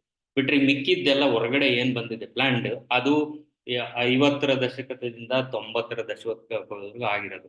ಇನ್ನ ಏನು ಈ ಲಾಸ್ಟ್ 25 ವರ್ಷದಲ್ಲಿ ಆಗಿದೆಲ್ಲ ಅದೆಲ್ಲ ಪ್ಲಾನ್ ಇಲ್ಲ, ಆ ಮುಕ್ಕಾಲು ಭಾಗ ಪ್ಲಾನ್ ಇಲ್ದಂಗೆ ಬಂದಿರ್ತಕ್ಕಂಥ. ಈಗ ಕೊನೆಯದಾಗಿ ಒಂದು 2099ರಿಂದ 2003 ಟೈಮಲ್ಲಿ ಎಂ ಕೃಷ್ಣ ಅವರ ಕಾಲದಲ್ಲಿ ಎಲ್ಲ ಒಂಥರ ಈ ಖಿಯಾಟಿಕ್ ಆಗಿ, ಅಂದ್ರೆ ಒಂಥರ ಏನು ವ್ಯವಸ್ಥೆ ಹೆಂಗಂದ್ರೆ ಹಂಗೆ ಇದು ಮನೆಗಳು ಅಥವಾ ಲೇಔಟ್ಗಳು ಎಲ್ಲ ಬರಕ್ ಶುರುವಾದ ನೋಡಿ ಒಂಥರ ಸ್ಲಮ್ ಆದಂಗೆ ಆಗ್ತಾ ಇದೆ ಅಂತ ತಿಳ್ಕೊಂಡು ಅವ್ರು ಬನಶಂಕರಿ 6 ಸ್ಟೇಜ್, ವಿಶ್ವೇಶ್ವರ ಲೇಔಟ್, ಅಂಜನಾಪುರ, ಕೆಂಪೇಗೌಡ, ಅಂಜನಾಪುರ ಈ 3 ಲೇಔಟ್ ಮೇಜರ್ ಮಾಡಿದ್ರು. ಕೆಂಪೇಗೌಡ ಲೇಔಟ್ ಇತ್ತೀಚೆಗೆ ಬಂದಿದೆ, ಅದಕ್ಕೆ ಸ್ವಲ್ಪ ಬಿಜೆಪಿ ಕೊಡುಗೆ ಇದ್ರು ಇರ್ಬೋದು. ಅರ್ಕಾವತಿ ಲೇಔಟ್ ಆಗ್ಬೇಕಿತ್ತು, ಅರ್ಧ ಆಗಿದೆ, ಅದು ಸಮಸ್ಯೆ ಅಲ್ಲಿಗೆ ನಿಂತು. ಈ ಪ್ಲಾನ್ಡ್ ಏರಿಯಾ ಏನಿದೆ ಮೆಜಾರಿಟಿ ಇದರಲ್ಲಿ ಇದು ಕಾಂಗ್ರೆಸ್ನವ್ರ ಕೊಡುಗೆ, ಸ್ವಲ್ಪ ಮಟ್ಟಿಗೆ ಜನತಾ ದಳದವ್ರ ಕೊಡುಗೆ. ರಾಮಕೃಷ್ಣ ಹೆಗಡೆ ಮತ್ತೆ ದೇವೇಗೌಡರು, ಆಮೇಲೆ ಜೆ ಎಚ್ ಪಟೇಲ್ ಅವ್ರ ಕಾಲದಲ್ಲಿ ಸ್ವಲ್ಪ ಮಟ್ಟಿಗೆ ಆಗಿತ್ತು. ಅವ್ರ ಜನತಾದಳ ಒಂದು 10 ವರ್ಷ ನಡೀತು, 2000 ಆಡಳಿತ, ಮಿಕ್ಕಿದ್ದೆಲ್ಲ ಕಾಂಗ್ರೆಸ್ ಆಡಳಿತ. ಆ ಟೈಮಲ್ಲಿ ಏನ್ ಬಂದಿತ್ತು, ಮೆಜಾರಿಟಿ ಏರಿಯಾಸ್ ಎಲ್ಲವೂ ಕೂಡ ಒಂದು ಪ್ಲಾನ್ಡ್ ಆಗಿ ಮಾಡಿದ್ದಾರೆ. ಇಂಥ ಒಂದು ಪ್ಲಾನ್ಡ್ ಏರಿಯಾದಲ್ಲಿ ಬಿಜೆಪಿ ಅವ್ರ ಕೊಡುಗೆ ನನ್ಗನ್ಸಿದ ಮಟ್ಟಿಗೆ ಆಲ್ಮೋಸ್ಟ್ ಇಲ್ಲ, ಎಕ್ಸೆಪ್ಟ್ ಕೆಂಪೇಗೌಡದಲ್ಲಿ ಲೇಔಟ್ ಅಲ್ಲಿ ಏನೋ ಸ್ವಲ್ಪ ಮಟ್ಟಿಗೆ ಇದ್ರು ಬಿಟ್ರೆ ಇನ್ ಯಾವುದು ನಾನು ನೋಡಿಲ್ಲ. ಆಮೇಲೆ ಈಗ ಎಜುಕೇಶನಲ್ ರಿಸರ್ಚ್, ನಾನು ಆಗ್ಲೇ ಪಬ್ಲಿಕ್ ಸೆಕ್ಟರ್ಗಳ ಬಗ್ಗೆ ಹೇಳಿದೆ. ಎಜುಕೇಶನಲ್ ರಿಸರ್ಚ್ ನೋಡಿದ್ರೆ GKVK ಅಗ್ರಿಕಲ್ಚರ್ ಯೂನಿವರ್ಸಿಟಿ ಏನಿದೆ ಬೆಂಗಳೂರಲ್ಲಿ, US ಯೂನಿವರ್ಸಿಟಿ ಅಗ್ರಿಕಲ್ಚರಲ್ ಸೈನ್ಸಸ್ 64ರಲ್ಲಿ ಪ್ರಾರಂಭ ಆಗಿದೆ. ಅದಕ್ಕೆ ಮುಂಚೆ ಅಗ್ರಿಕಲ್ಚರ್ ಕಾಲೇಜ್ ಅಂತ ಇತ್ತು, ಮಹಾರಾಜ ಕಾಲೇಜ್. ಅದನ್ನ ವಿಸ್ತಾರ ಮಾಡಿ ಅದನ್ನ ಇದು ಅಮೆರಿಕ ಯೂನಿವರ್ಸಿಟಿಗಳ ಜೊತೆ ಕೊಲಾಬ್ರೇಷನ್ ಮಾಡ್ಕೊಂಡು ಸ್ಟ್ರೆಂಥನ್ ಮಾಡಿದ್ರು. ಆಮೇಲೆ ನಿಮ್ಮಾನ್ಸ್ 74ರಲ್ಲಿ ಹೇಗೇನು ಅದು 100 ವರ್ಷದ ಹಿಂದೆ ಇತಿಹಾಸ ಇದೆ, 150 ವರ್ಷದ ಹಿಂದೆ ಇತಿಹಾಸ. ಅದನ್ನ ಸ್ಟ್ರೆಂಥನ್ ಮಾಡಿದ್ರು, ಬಲಪಡಿಸಿದ್ರು. ಅದಕ್ಕೆ ಅಧಿಕವಾದ ಒಂದು ಇದು ಕೊಟ್ಟು ಎಂಥದ್ದು ಫಂಡ್ಸ್ ಎಲ್ಲ ಕೊಟ್ಟು ಇಂಪ್ರೂವ್ ಮಾಡಿದ್ದಾರೆ. ಆಮೇಲೆ IAS ಹೇಳಿದೆ, IIMB ಇವತ್ತು ಜಗತ್ತಿನ 25 ಮ್ಯಾನೇಜ್ಮೆಂಟ್ ಟಾಪ್ ಮ್ಯಾನೇಜ್ಮೆಂಟ್ ಯೂನಿವರ್ಸಿಟಿಯಲ್ಲಿ IIMಗಳು ಕೂಡ ಒಂದು ಒರಿಜಿನಲ್ IIMಗಳು. ಅದರಲ್ಲಿ IIM ಬ್ಯಾಂಗ್ಳೂರು 73ರಲ್ಲಿ ಆಗಿದೆ, ಯಾರು ಇಂದಿರಾ ಗಾಂಧಿ ಕಾಲದಲ್ಲಿ ಆಗಿದೆ. Jawaharlal Nehru centre for advanced 89, national institute of animal nutrition physiology 95ರಲ್ಲಿ ಆಗಿದೆ, PV ನರಸಿಂಹ ಅವ್ರ ಕಾಲದಲ್ಲಿ. ನ್ಯಾಷನಲ್ ಡೈರಿ ಡೆವಲಪ್ಮೆಂಟ್ ಬೋರ್ಡ್ 70ರಲ್ಲಿ. ಇವತ್ತೇನು ಡೈರಿಗಳು ಎಲ್ಲಾ ರಾಜ್ಯದಲ್ಲೂ ಡೈರಿಗಳು ಆಯ್ತಿಲ್ಲ, ನ್ಯಾಷನಲ್ ಡೈರಿ ಡೆವಲಪ್ಮೆಂಟ್ ಬೋರ್ಡ್ ಬಹಳ ಕೊಡುಗೆ ಕೊಟ್ಟಿದೆ. ಅದು 70ರಲ್ಲಿ ಆಗಿದೆ. ಯಾರು ಅವಾಗ ಪ್ರೈಮ್ ಮಿನಿಸ್ಟರ್ ಇದ್ದು, ನ್ಯಾಷನಲ್ ಇದು ಸೆಂಟ್ರಲ್ ಗವರ್ಮೆಂಟ್ ಇನ್ಸ್ಟಿಟ್ಯೂಷನ್, ಯಾವಾಗ ಇಂದಿರಾ ಗಾಂಧಿ ಕಾಲದಲ್ಲಿ ಆಗಿರೋದು. ನೋಡಿ, ಇಂದಿರಾ ಗಾಂಧಿ ನೆಹರು ಅವ್ರ ಕೂಡಿಗೆ ಸ್ವಲ್ಪ ಯೋಚನೆ ಮಾಡಿ. ಬಾಯಿಗೆ ಬಂದಂಗೆ ಮಾತಾಡೋದು ಅವ್ರ ಬಗ್ಗೆ, ಈ ವಾಟ್ಸಪ್ ಯೂನಿವರ್ಸಿಟಿಗಳಲ್ಲಿ ಏನೇನೋ ಸುಳ್ಳು ಕಥೆಗಳು ಕಟ್ಟಾಳೆ. ಈ ಇನ್ಸ್ಟಿಟ್ಯೂಟ್ಗಳನ್ನ ಹುಟ್ಟಾಕೋದಕ್ಕೆ ಅಥವಾ ಹುಟ್ಟಾಕೋದಕ್ಕೆ ಸಹಾಯ ಮಾಡಿರೋದಕ್ಕೆ ಅವತ್ತು ಯೋಚನೆ ಮಾಡ್ಬೇಕು. ಅದೊಂದು ಬರೀ ಫಂಡ್ಸ್ ಕೊಟ್ಟಿರೋದ್ರಲ್ಲ, ಅವ್ರಿಗೆ ಅಟಾನಮಿ, ಸ್ವಾಯತ್ತತೆ ಕೊಟ್ಟಿದ್ರು. ಅವ್ರ ಡೈರೆಕ್ಟರ್ಗಳು ಆ ಸಂಸ್ಥೆಗಳನ್ನ ನಡೆಸ್ಕೊಳ್ಳೋದ್ರಲ್ಲಿ ಪಾಲಿಟಿಕ್ಸ್ ಇನ್ವಾಲ್ವ್ ಆಗ್ತಿರ್ಲಿಲ್ಲ 70, 60, 70. ಅದಾದ್ಮೇಲೆ 80ರಿಂದ ಈಚೆಗೆ ಸ್ವಲ್ಪ ಇಂಟರ್ಫಿಯರೆನ್ಸ್ ಆಗಕ್ಕೆ ಶುರು ಆಯ್ತು.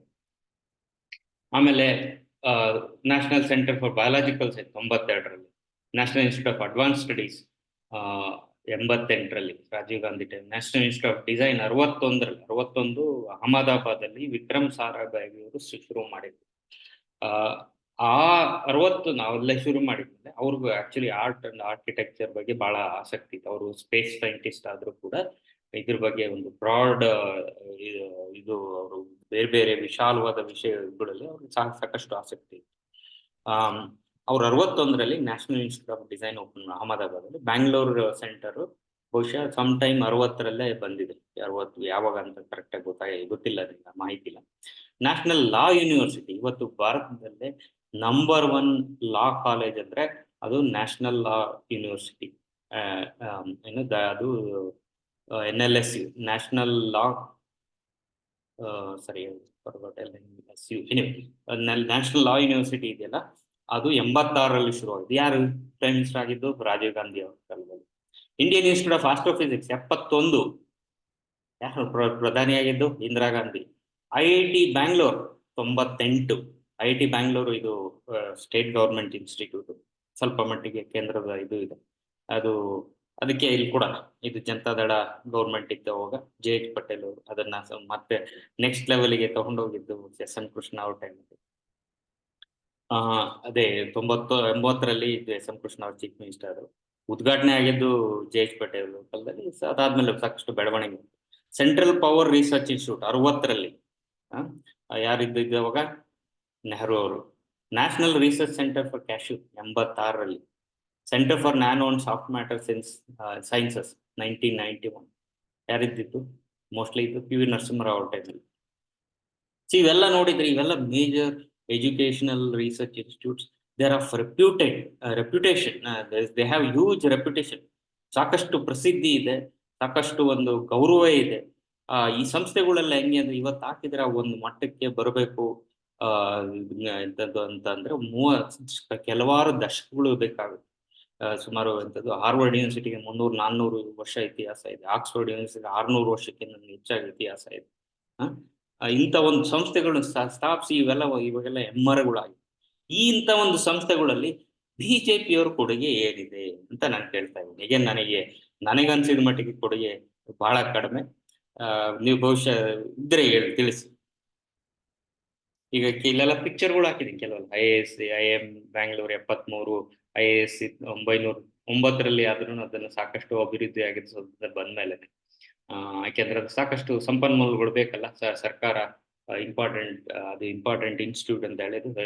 ಇದು 50ರಿಂದ 47ರಲ್ಲಿ ಈಚೆಗೆ ಸಾಕಷ್ಟು ಅದಕ್ಕೆ ಅನುದಾನಗಳು ಮತ್ತೆ ಇದನ್ನೆಲ್ಲ ಕೊಟ್ಟಿದ್ದಾರೆ.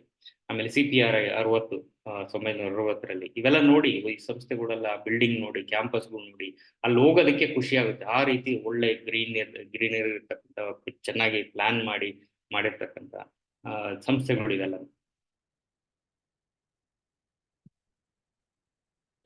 ನ್ಯಾಷನಲ್ ಇನ್ಸ್ಟಿಟ್ಯೂಟ್ ಆಫ್ ಡಿಸೈನ್ ನೋಡಿ 60, IIT IIIT Bangalore 98, Indian institute of astrophysics 71 ಕೋರಮಂಗಲಲ್ಲಿದೆ.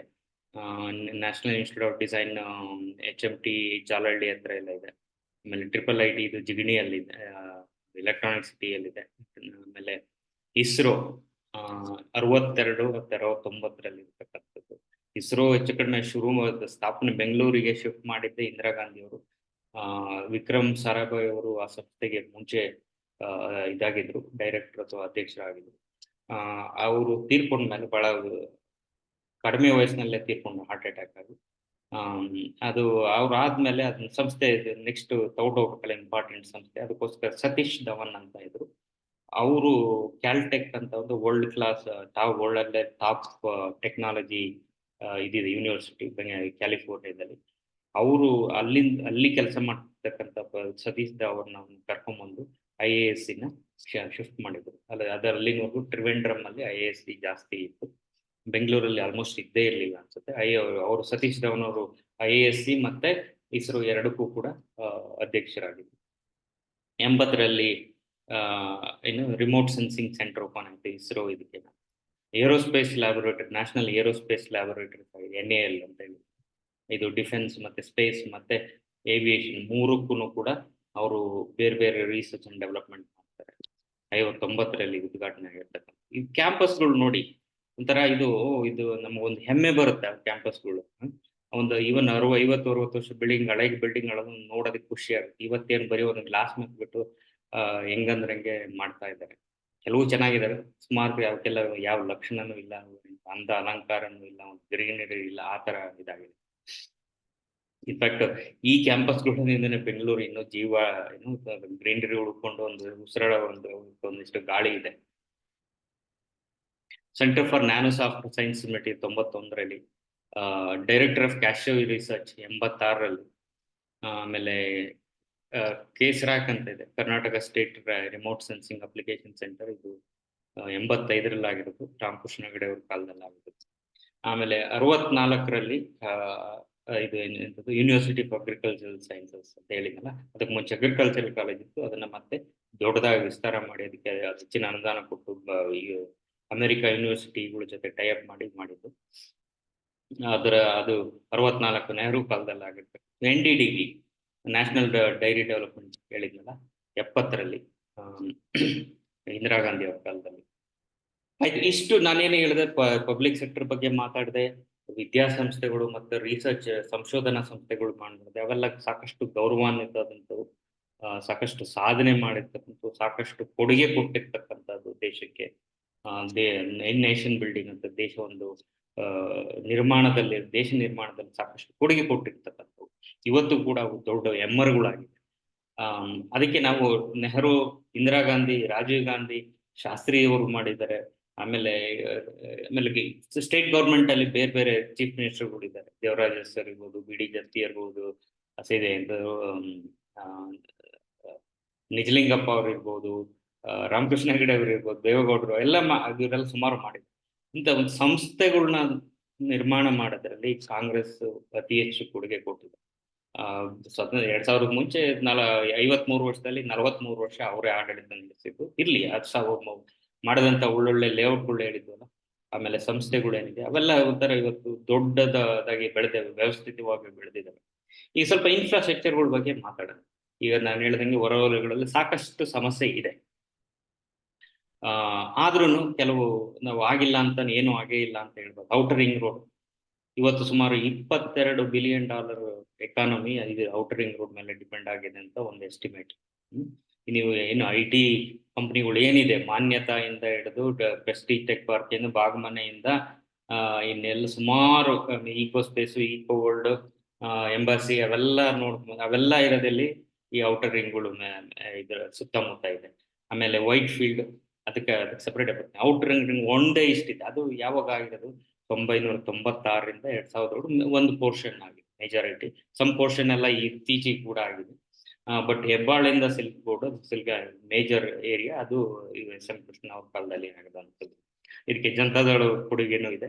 ಆಮೇಲೆ ಇತ್ತೀಚೆಗೆ ಎಂಥದ್ದು ಮೈಸೂರು ತುಮಕೂರಿನಿಂದ ಮೈಸೂರು ರೋಡ್ಗೆ ಸುಮಾರು ಫ್ಲೈಓವರ್ಗಳು ಇದೆಲ್ಲ ಮಾಡಿದ್ದಾರೆ.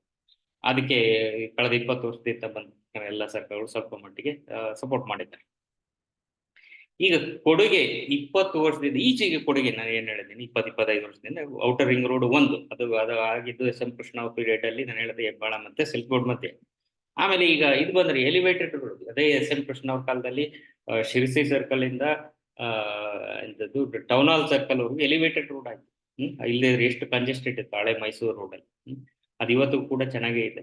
ಆಮೇಲೆ 3 elevated road, important elevated road Hosur ರೋಡಲ್ಲಿ ಒಂದಿದೆ, electronic city elevated road. First ಅದು 4 ಲೈನ್ 6 ಲೈನ್ ಮಾಡಿ ಆಮೇಲೆ ಈಗ ಎಲಿವೇಟೆಡ್ ರೋಡ್ ಇದೆ. ಆಮೇಲೆ ತುಮಕೂರು ರೋಡಲ್ಲಿ ಎಲಿವೇಟೆಡ್ ರೋಡ್ ಇದೆ, ನೆಲಮಂಗಲವರೆಗೂ ಆಕ್ಸೆಸ್ ಕಂಟ್ರೋಲ್ಡ್ ಎಕ್ಸ್ಪ್ರೆಸ್. ಆಮೇಲೆ ಇತ್ತೀಚೆಗೆ ಒಂದು 10 ವರ್ಷ 2014ರಲ್ಲಿ ಇದು ಯಾವುದು ಬಳ್ಳಾರಿ ರೋಡಲ್ಲಿ ಹೆಬ್ಬಾಳದಿಂದ ಯಲಹಂಕವರೆಗೂ ಎಲಿವೇಟೆಡ್ ರೋಡ್ ಆಯಿತು. ಏರ್ಪೋರ್ಟ್ ರೋಡ್ ಇನ್ನು 10 ಲೈನ್ ಎಕ್ಸ್ಪ್ರೆಸ್ ವೇ ಆಗಿದೆ. ಎಕ್ಸ್ಪ್ರೆಸ್ ವೇ ಅಲ್ಲದೆ ಅಟ್ಲೀಸ್ಟ್ 10 ಲೈನ್ ಎಕ್ಸೆಪ್ಟ್ ಕೆಲವು ಪಾಕೆಟ್ ಬಿಟ್ಟರೆ ಎಲ್ಲ ಕಡೆನೂ ಸರ್ವಿಸ್ ರೋಡ್ ಆಗಿದೆ. ಅದ್ರ ಪಕ್ಕನೇ ಈಗ ಜಾಗ ಇರೋದಕ್ಕೆ ಮೆಟ್ರೋ ಕೂಡ ಆಗುತ್ತೆ. ಸೊ ಇವೆಲ್ಲ ಯಾವಾಗ ಆಗಿದೆ UPA 2ನಲ್ಲಿ ಯಾವುದು ಎಲೆಕ್ಟ್ರಾನಿಕ್ ಸಿಟಿ ಫ್ಲೈಓವರ್ ಇರ್ಬೋದು 2009-8-9ರಲ್ಲಿ. ಆಮೇಲೆ ತುಮಕೂರು ರೋಡ್ ಅದೇ ಟೈಮಲ್ಲಿ ಆಗಿದ್ದು. ಆಮೇಲೆ ಬಳ್ಳಾರಿ ರೋಡ್ ಫ್ಲೈಓವರ್ ಇದು ಯಾವುದಾಗಿದ್ದು ಅಥವಾ ನ್ಯೂ ಏರ್ಪೋರ್ಟ್ ರೋಡ್ ಅದು ಬಂದ್ಬಿಟ್ಟು 2014ರಲ್ಲಿ ಕಂಪ್ಲೀಟ್ ಆಗಿತ್ತು. ಮೆಟ್ರೋ 2006ರಲ್ಲಿ ಕೆಲಸ ಶುರು ಮಾಡಿ 2011ರಲ್ಲಿ ಮೊದಲನೇ ಸರ್ವಿಸ್. ಇವತ್ತು 75 ಕಿಲೋಮೀಟರ್ ಸರ್ವಿಸ್ ಇದರಲ್ಲಿದೆ, ಆಪರೇಟಿವ್ ಆಗ್ತಾ ಇದೆ. ಅದು 2006ರಿಂದ 2011ರವರೆಗೂ ಕನ್ಸ್ಟ್ರಕ್ಷನ್. 2006ರಲ್ಲಿ ಶುರುವಾಗಿ 11ರಿಂದ ಅದನ್ನ ಆಪರೇಟ್ ಮಾಡೋದಕ್ಕೆ ಶುರು ಮಾಡೋದು. ಎಲ್ಲ ಗೌರ್ಮೆಂಟ್, ಸ್ಟೇಟ್ ಗೌರ್ಮೆಂಟ್, ಇದು state mainly state government venture. ಅದಕ್ಕೆ ಸ್ವಲ್ಪ ಮಟ್ಟಿಗೆ ಕೇಂದ್ರದ ಕೂಡ ಪಾಲ್ಗಾರಿಕೆ ಇದೆ. ಅವರು ಅನುದಾನ ಕೊಡ್ತಾರೆ. ಅದು ಎಲ್ಲ ಇದು ಬಟ್ 2006ರಲ್ಲಿ ಮತ್ತು 2017 ಇದು major state government enterprise company, ಕೇಂದ್ರದವರು ಕೊಟ್ಟಿದ್ದಾರೆ ಅಲ್ವಾ. 2006ರಿಂದ 11 ಯಾರು ಇದ್ದು UPA. ಆಮೇಲೆ 2006-11ರಲ್ಲಿ ಸ್ವಲ್ಪ ಮಟ್ಟಿಗೆ ಕಾಂಗ್ರೆಸ್ ಕೂಡ ಇತ್ತು. ಆಮೇಲೆ BMTC ಇವತ್ತು 7,000 ಬಸ್ಗಳಿದೆ, 50 ಲಕ್ಷ ಜನ ಪ್ರತಿದಿನ ಪ್ರಯಾಣ ಮಾಡ್ತಾರೆ. ಅದು ಇವತ್ತು ಒಂದು ದಿನ ಇಲ್ಲ, ಇವತ್ತು ಸುಮಾರು ಸ್ವತಂತ್ರ ಬಂದಾಗಿನಿಂದನೂ ಸಂಸ್ಥೆ ಬೆಳೀತಾನೆ ಇದೆ. ಇದು BMTC ಬೆಂಗಳೂರು ಇಡೀ ದೇಶದಲ್ಲಿ one of the best, the best ಅನ್ನೋದಕ್ಕಿಂತ one of the best urban transportation ಅಂತ ಹೇಳ್ಬೋದು. ಎಲ್ಲಾ ತರದ AC ಬಸ್ಗಳಿಂದ ಬೇರೆ ಬೇರೆ ತರ ಬಸ್ಗಳಾಗಿದೆ. ಅವೆಲ್ಲ ಆಗಿದೆ ಅಂತ ಒಂದು ಸಂಸ್ಥೆ ಒಂದು ವ್ಯವಸ್ಥಿತವಾಗಿ ಬೆಳೆಯೋದಕ್ಕೆ 50ರಿಂದ ಬಂದ ಎಲ್ಲ ಸರ್ಕಾರಗಳು ಕೊಟ್ಟಿದೆ. ಮೇಜರ್ ಕೊಡುಗೆ ನನ್ನ ದೃಷ್ಟಿಯಲ್ಲಿ ಕಾಂಗ್ರೆಸ್ ಕೊಟ್ಟಿದೆ. ಇದು ಮೆಜೆಸ್ಟಿಕ್ ಅಲ್ಲಿ ಇರ್ತಕ್ಕಂಥ ಒಂದು ಯೂನಿಕ್ ಆಗಿರ್ತಕ್ಕಂಥ ಒಂದು ಬಸ್ ಸ್ಟ್ಯಾಂಡ್ ಏನಿದೆ ಸೆಮಿ ಸರ್ಕಲ್, ಅದು ತುಂಬಾ ಚೆನ್ನಾಗಿದೆ. ಅದು ಇವತ್ತಿನ ಕಾಲಕ್ಕೆ ಸ್ವಲ್ಪ ಡೇಟ್ ಆಯ್ತು, ಅದನ್ನ ಇಂಪ್ರೂವ್ ಮಾಡ್ಬೋದಿತ್ತು. ಬಟ್ ಅವತ್ತಿನ ಕಾಲಕ್ಕೆ ಅದೊಂಥರ ಬಹಳ ವಿಶಿಷ್ಟವಾದ ವಿನ್ಯಾಸ ಇರ್ತಕ್ಕಂಥ ಒಂದು ಬಸ್ ಸ್ಟ್ಯಾಂಡ್ ಆಗಿದೆ. ಎಲ್ಲಾ ಏರಿಯಾಗಳು ಡಿಪೋಗಳಾಗಿದೆ. ಸುಮಾರು TTMC ಎಲ್ಲ ಬಸ್ ಸ್ಟ್ಯಾಂಡ್ಗಳಿದೆ. ಶಾಂತಿನಗರ, ಯಶವಂತಪುರ, ವೈಟ್ ಫೀಲ್ಡ್, ದೊಮ್ಳೂರು ಅಲ್ಲೆಲ್ಲ ಒಳ್ಳೊಳ್ಳೆ ಬಸ್ ಸ್ಟ್ಯಾಂಡ್ಗಳಾಗಿದೆ. ಅದಕ್ಕೆ Jawaharlal Nehru urban renewal mission ಅಂತ UPA 2 ಅಲ್ಲಿ ಸಾಕಷ್ಟು ದುಡ್ಡು ಕೊಟ್ಟರು, ಒಳ್ಳೊಳ್ಳೆ ಬಸ್ ಸ್ಟ್ಯಾಂಡ್ಗಳು ಮಾಡೋದಕ್ಕೆ ಉಪಯೋಗಿಸ್ಕೊಂಡಿದ್ದಾರೆ. ಆಮೇಲೆ 80ರ ದಶಕದಲ್ಲಿ ಮುಂಚೆಯಿಂದನೂ ಟಿಪ್ಪು ಹೈದರಾಲಿ ಕಾಲಿಂದ ಬೆಂಗಳೂರಲ್ಲಿ ಸಾಕಷ್ಟು ಗ್ರೀನರಿ ಅಂದ್ರೆ ಇದು ಹಸಿರು ಇತ್ತು. ಪಾರ್ಕ್ಗಳ ಬಗ್ಗೆ ಅವಾಗಿನಿಂದನೂ ಕಾಳಜಿ ಮೈಸೂರು ಮಹಾರಾಜರ ಕಾಲದಿಂದ ಇತ್ತು, ಹೈದರಾಲಿ ಟಿಪ್ಪು ಅವ್ರ ಕಾಲದಿಂದ ಇತ್ತು. ಅದನ್ನ ಬ್ರಿಟಿಷ್ನವರು ಎಕ್ಸ್ಟೆಂಡ್ ಮಾಡಿದ್ರು. ಆಮೇಲೆ ಸ್ವಲ್ಪ ಗ್ರೋತ್ ಜಾಸ್ತಿ ಆದಂಗೆ ಸ್ವಲ್ಪ ಇಲ್ಲೆಲ್ಲ ಪೊಲ್ಯೂಷನ್ ಇದು ಎಲ್ಲ ಹೀಟ್ ಎಲ್ಲ ಜಾಸ್ತಿ ಆದ ತಕ್ಷಣ ಇಲ್ಲಿ ಬೆಂಗಳೂರಿನ ಮತ್ತೆ ಇನ್ನೂ ಇದನ್ನ ಜಾಸ್ತಿ ಗ್ರೀನರಿ ಜಾಸ್ತಿ ಮಾಡಬೇಕು ಅಂತ ಗುಂಡೂರು ಆ ಟೈಮಲ್ಲಿ ಈ ರೋಡ್ ಸೈಡ್ ಎಲ್ಲ ಮರಗಳು ಹಾಕೋದಕ್ಕೆ ಶುರು ಮಾಡಿದ್ರು. ಅದನ್ನ ರಾಮಕೃಷ್ಣ ಅವರ ಕಾಲದಲ್ಲಿ ಮತ್ತು ಮುಂದಿನ ಸರ್ಕಾರಗಳು ಮುಂದುವರಿಸಿದ್ರು. ಇವತ್ತೇನು core Bangalore BBMP outer ring road ಒಳಗಡೆ ಇರ್ತಕ್ಕಂಥ ಪ್ಲಾಂಡ್ ಏರಿಯಾಸ್ ಹೆವಿ ಎಲ್ಲ ಕಡೆ ಗ್ರೀನ್ ಕವರ್ ಇದೆ. ಅದಕ್ಕೆ ಮುಖ್ಯವಾದಂತ ಕಾರಣ ಗುಂಡೂರಾವ್ ರಾಮಕೃಷ್ಣ ಮತ್ತು ಮತ್ತೆ ಒಂದು 2-3 ಚೀಫ್ ಮಿನಿಸ್ಟರ್ ಅದಾದ್ಮೇಲೆ 80 ಮತ್ತು 90ನೇ ದಶಕ ಆ ಟೈಮಲ್ಲಿ ಸಾಕಷ್ಟು ಗ್ರೀನರಿಗೆ ಎಂಫಸಿಸ್ ಮಾಡಿದ್ರು. ಇವತ್ತು ದುರದೃಷ್ಟ ಏನು ಅಂದ್ರೆ ಈ ಒಂದು ಕಳೆದ 20-25 ಮುಂಚೆ 2000 ಮುಂಚೆ ಇರ್ತಕ್ಕಂಥದಕ್ಕೆ ಪ್ಲಾನ್ ಮಾಡಿದೀವಿ ಎಲ್ಲ ವ್ಯವಸ್ಥೆ ಬಂದಿದೆ. 2000 ಇತ್ತೀಚೆಗೆ ನಮಗೆ ಸಂಪನ್ಮೂಲ ಇದ್ದಾಗ, ತಂತ್ರಜ್ಞಾನ ಇದ್ದಾಗ, ಎಲ್ಲ ಇದ್ದಾಗ ನಾವು ಫೇಲ್ ಆಗಿದ್ವಿ ಪ್ಲಾನ್ ಮಾಡೋದಕ್ಕೆ. ಈ ಹೊರಗಡೆ ಏನ್ ಬಂದಿದೆ Bommanahalli, Whitefield, Sarjapur road ಇವೆಲ್ಲನ ಹೆಂಗಂದ್ರೆ ಹಂಗೆ ಬೆಳ್ಕೊಂಡಿದೆ. ರೋಡ್ ಸೈಡ್ ಮರಗಳು ಹಾಕಕ್ಕೆಲ್ಲ ರೋಡ್ಗಳೇ ಇಲ್ಲ. ಏನೋ ಒಂದೇ ಒಂದು ಇದು ಅಂದ್ರೆ ಯಾವ್ದೋ 800-1000 ವರ್ಷಗಳಿಂದ ಕೆರೆಗಳಿದ್ದು ಅದ್ರ ಆವಾಗ ಕೆರೆಗಳಿಂದ ನಾವು ಸ್ವಲ್ಪ ಓಪನ್ ಸ್ಪೇಸ್ ಇದೆ. ಆಮೇಲೆ ಅದ್ರ ಸುತ್ತ ಒಂದಿಷ್ಟು ಮರಗಳು ಹಾಕ್ಬೋದು ಅನ್ನೋದು ಬಿಟ್ಬಿಟ್ರೆ ಇದೊಂಥರ ಸೆಮಿ ಸ್ಲಮ್ ಆಗಿರ್ತಿ ಎಲ್ಲ ಪೆರಿ ಏನ್ ಬಂದಿದೆ. ಸರಿಯಾದ ರೋಡ್ಗಳಿಲ್ಲ, ಮರಗಳಿಲ್ಲ. ಹಂಗಾಗಿ ಬೆಂಗಳೂರು ಒಂಚೂರು ಇದಾದ್ರೆ ತಡೆಯಕ್ಕಾಗೋದಿಲ್ಲ ಟೆಂಪರೇಚರ್ ಅನ್ನೋ ಮಟ್ಟಕ್ಕೆ ನಾವು ಬಂದಿದ್ವಿ. ಆಮೇಲೆ BWSSP Bangalore urban Bangalore water and sewerage supply board ಅಂತ ಸಪ್ಲೈ ಸರ್ವಿಸಸ್ ಸರಿ. ಸೊ ಅವರು ನೀರು ಮತ್ತೆ ಒಳಚರಂಡಿ ವ್ಯವಸ್ಥೆ ನೋಡ್ಕೋಬೇಕು. ಸಾಕಷ್ಟು ಅವರು ಒದ್ದಾಡ್ತಾ ಇದ್ದಾರೆ. They should have done lot of project by ನಾವು. ಸುಮಾರು ಕಾವೇರಿ ಹಂತ 5ನೇ ಹಂತದ್ದು ಇಷ್ಟೊತ್ತಿಗೆ ನೀರು ಎಲ್ಲ ಕಡೆ ಹೊರಗಡೆ 110 ಹೊಸ ಹಳ್ಳಿ ಏನ್ ಸೇರ್ಕೊಂಡಿದ್ದಾವೆ ಬರಬೇಕಿತ್ತು. 2008ರಿಂದನೂ ಬರುತ್ತೆ ಅಂತಾನೆ ಹೇಳ್ತಾ ಇದ್ದಾರೆ. ಇನ್ನೂ ಕಂಪ್ಲೀಟ್ ಆಗಿಲ್ಲ. ಆ ದೃಷ್ಟಿಯಿಂದ ಕೆಲವು ಇದರಲ್ಲಿ ಇದೆಲ್ಲ ಅಂಡರ್ಗ್ರೌಂಡ್ ಸೀವೇಜ್ ಎಲ್ಲ ಮಾಡಿದ್ದಾರೆ.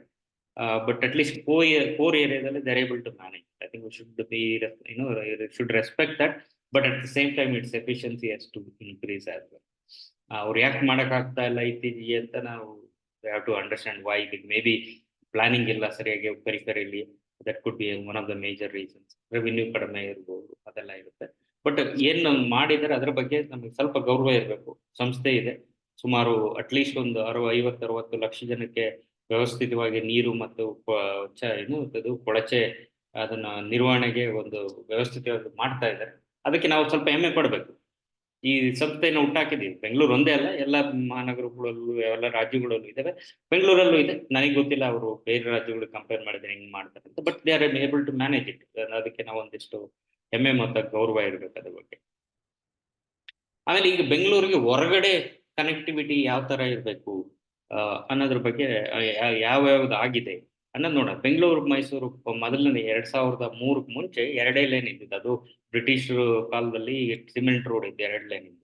ಅದನ್ನು 2ರಿಂದ 4 ಲೈನ್ SM ಕೃಷ್ಣ ಅವ್ರ ಕಾಲದಲ್ಲಿ ಆಯ್ತು. Karnataka state road development corporation ಅವ್ರು ಮಾಡಿದ್ರು. ಅವರು ಬರೀ 250 ಕೋಟಿಗೆ 2 ಲೇನ್ ಇದ್ದಿದ್ದನ್ನ 4 ಲೈನ್ ಹೊಸದಾಗಿ ಮಾಡಿದ್ರು. ರೋಡ್ ಸ್ವಲ್ಪ ನ್ಯಾರೋ ಇತ್ತು, ಶೋಲ್ಡರ್ ಇರಲಿಲ್ಲ, ಸರ್ವಿಸ್ ರೋಡ್ ಇರಲಿಲ್ಲ. ಮತ್ತೆ ಮದ್ದೂರು ಮಂಡ್ಯದಲ್ಲಿ ಸ್ವಲ್ಪ ಅಗಲ ಇತ್ತು. ಬಿಟ್ರೆ ಇದ್ರಲ್ಲಿ ಚೆನ್ನಾಗಿತ್ತು. ಬಟ್ ಅದಕ್ಕೆ ಇನ್ನೊಂದು ಲೇನ್ ಬೇಕಿತ್ತು. 2 ವೀಲರ್ಸ್ ಅವರೆಲ್ಲ ಓಡಾಡೋದು ಕಷ್ಟ ಆಗ್ತದೆ. ಬಟ್ ಬರೀ 250 ಕೋಟಿ ಮಾಡಿದ್ರು. ಇವತ್ತು ಬೆಂಗಳೂರು ಮೈಸೂರು ಎಕ್ಸ್ಪ್ರೆಸ್ 8,000 ಕೋಟಿ ಆಗಿದೆ. ಇವತ್ತು ಅದೇನು 6+4 ಸರ್ವಿಸ್ ಲೈನ್ 10 ಲೈನ್ ಎಂದು ಅಂತ ಹೇಳ್ತೀವಿ. ಚೆನ್ನಾಗಿದೆ, ಪರವಾಗಿಲ್ಲ. ಇದು ವರ್ಲ್ಡ್ ಕ್ಲಾಸ್ ಅಂತ ನಾನು ಹೇಳೋದಿಲ್ಲ, ಯಾಕಂದ್ರೆ ಸೈಡ್ ವಾಲ್ ಎಲ್ಲ ನೋಡಿದ್ರೆ ಅದರಲ್ಲಿ ಕ್ವಾಲಿಟಿ ಕಾಣ್ತಾ ಇಲ್ಲ ನನಗೆ. ಇದು I think I will give 8.5 out of 10, may be 8 out of 10. 8,000 ಕೋಟಿಯಲ್ಲಿ 2,250 ಕೋಟಿ ಎಲ್ಲಾಗಿದೆ. ಒಂದು ಕನ್ಸ್ಟ್ರಕ್ಷನ್ ಕಾಸ್ಟ್ ಜಾಸ್ತಿ ಆಗಿದೆ, ಆಮೇಲೆ ಲ್ಯಾಂಡ್ ಕಾಸ್ಟ್ ಜಾಸ್ತಿ ಆಗಿದೆ, ಒಪ್ಪೋಣ. ಬಟ್ 250 ಎಲ್ಲಿದೆ 30 ಪಟ್ಟು ಜಾಸ್ತಿ ಆಗಿದೆ ನೋಡಿ. ಬೆಂಗಳೂರಿಂದ ನೆಲಮಂಗಲ ಇದು 2005ರಲ್ಲಿ ಆಗಿತ್ತು. ಯಾವುದು 2ರಿಂದ 4 ಲೈನ್.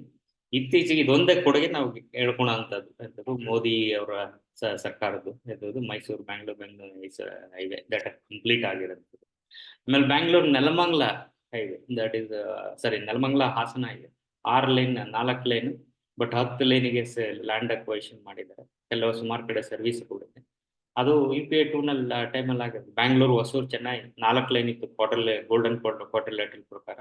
ಅದನ್ನ 6 ಲೈನು ಪ್ಲಸ್ ಸರ್ವಿಸ್ ಲೈನ್ ಮಾಡಿದ್ರು. ಅದು UPA 2 ಟೈಮ್. ಆಮೇಲೆ ಡೆಲ್ಲಿ, ಹೈದರಾಬಾದ್, ಬ್ಯಾಂಗ್ಳೂರ್, ಮದುರೈ 4 ಲೈನ್ ಅಲ್ಲ, ಅದು ಫಸ್ಟ್ ವಾಜಪೇಯಿ ಟೈಮಲ್ಲಿ ಅದನ್ನ ಒಂದು ಮಾಡಬೇಕು ಅಂತ ಉದ್ದೇಶ ಇತ್ತು, ಎನ್ವಿಷನ್ ಮಾಡಿದ್ರು. ಅದೇ ಬಟ್ ವಿಷನ್ ಇತ್ತು, ಬಟ್ ಅದನ್ನ ಇಂಪ್ಲಿಮೆಂಟ್ ಮಾಡೋದಕ್ಕೆ ಅವ್ರ ಹತ್ರ ರಿಸೋರ್ಸ್ ಇರಲಿಲ್ಲ, ಟೈಮ್ ಇರಲಿಲ್ಲ.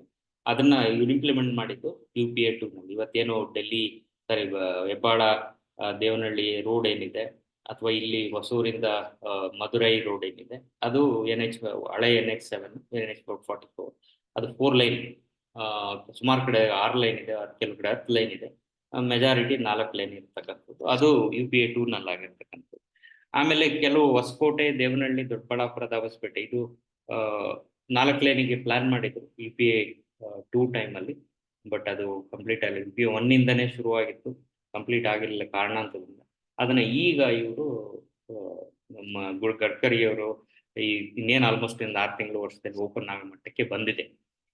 ಸುಮಾರು 20 ವರ್ಷ ಆಗಿದೆ ನೋಡಿ. ಅದು 15 ವರ್ಷ ಆಗಿದೆ. 15 ಆಲ್ಮೋಸ್ಟ್ 20 ವರ್ಷ ಅನ್ಕೊಳ್ಳಿ. ಏನ್ ಹೇಳ್ತಾನೆ ಅದು ನಾವು should appreciate that. Okay, at least that is the second one that is gone benefit Bangalore. And there is also Bangalore, ಇನ್ನೊಂದು ಬ್ಯಾಂಗ್ಳೂರ್ ಚೆನ್ನೈ ಒಂದು ಎಕ್ಸ್ಪ್ರೆಸ್ ವೇ ಕೂಡ ಮಾಡ್ತಾರೆ. ಈ 3 UPA 2 ಅಲ್ಲ ಸರಿ, ಮೋದಿ ಗಡ್ಕರಿ ಅವರ ಕೊಡುಗೆ. ಇನ್ನು ಒಂದು ಕಂಪ್ಲೀಟ್ ಆಗಿದೆ ಬೆಂಗಳೂರು ಮೈಸೂರು, ಇನ್ನೆರಡು ಇನ್ನು ಕಂಪ್ಲೀಟ್ ಆಗಬೇಕು. ಅದಕ್ಕೆ ಕಂಪೇರ್ ಮಾಡಿದ್ರೆ 3 ಎಲಿವೇಟೆಡ್ ರೋಡ್ UPA-ನವ್ರು ಮಾಡಿದ್ರು.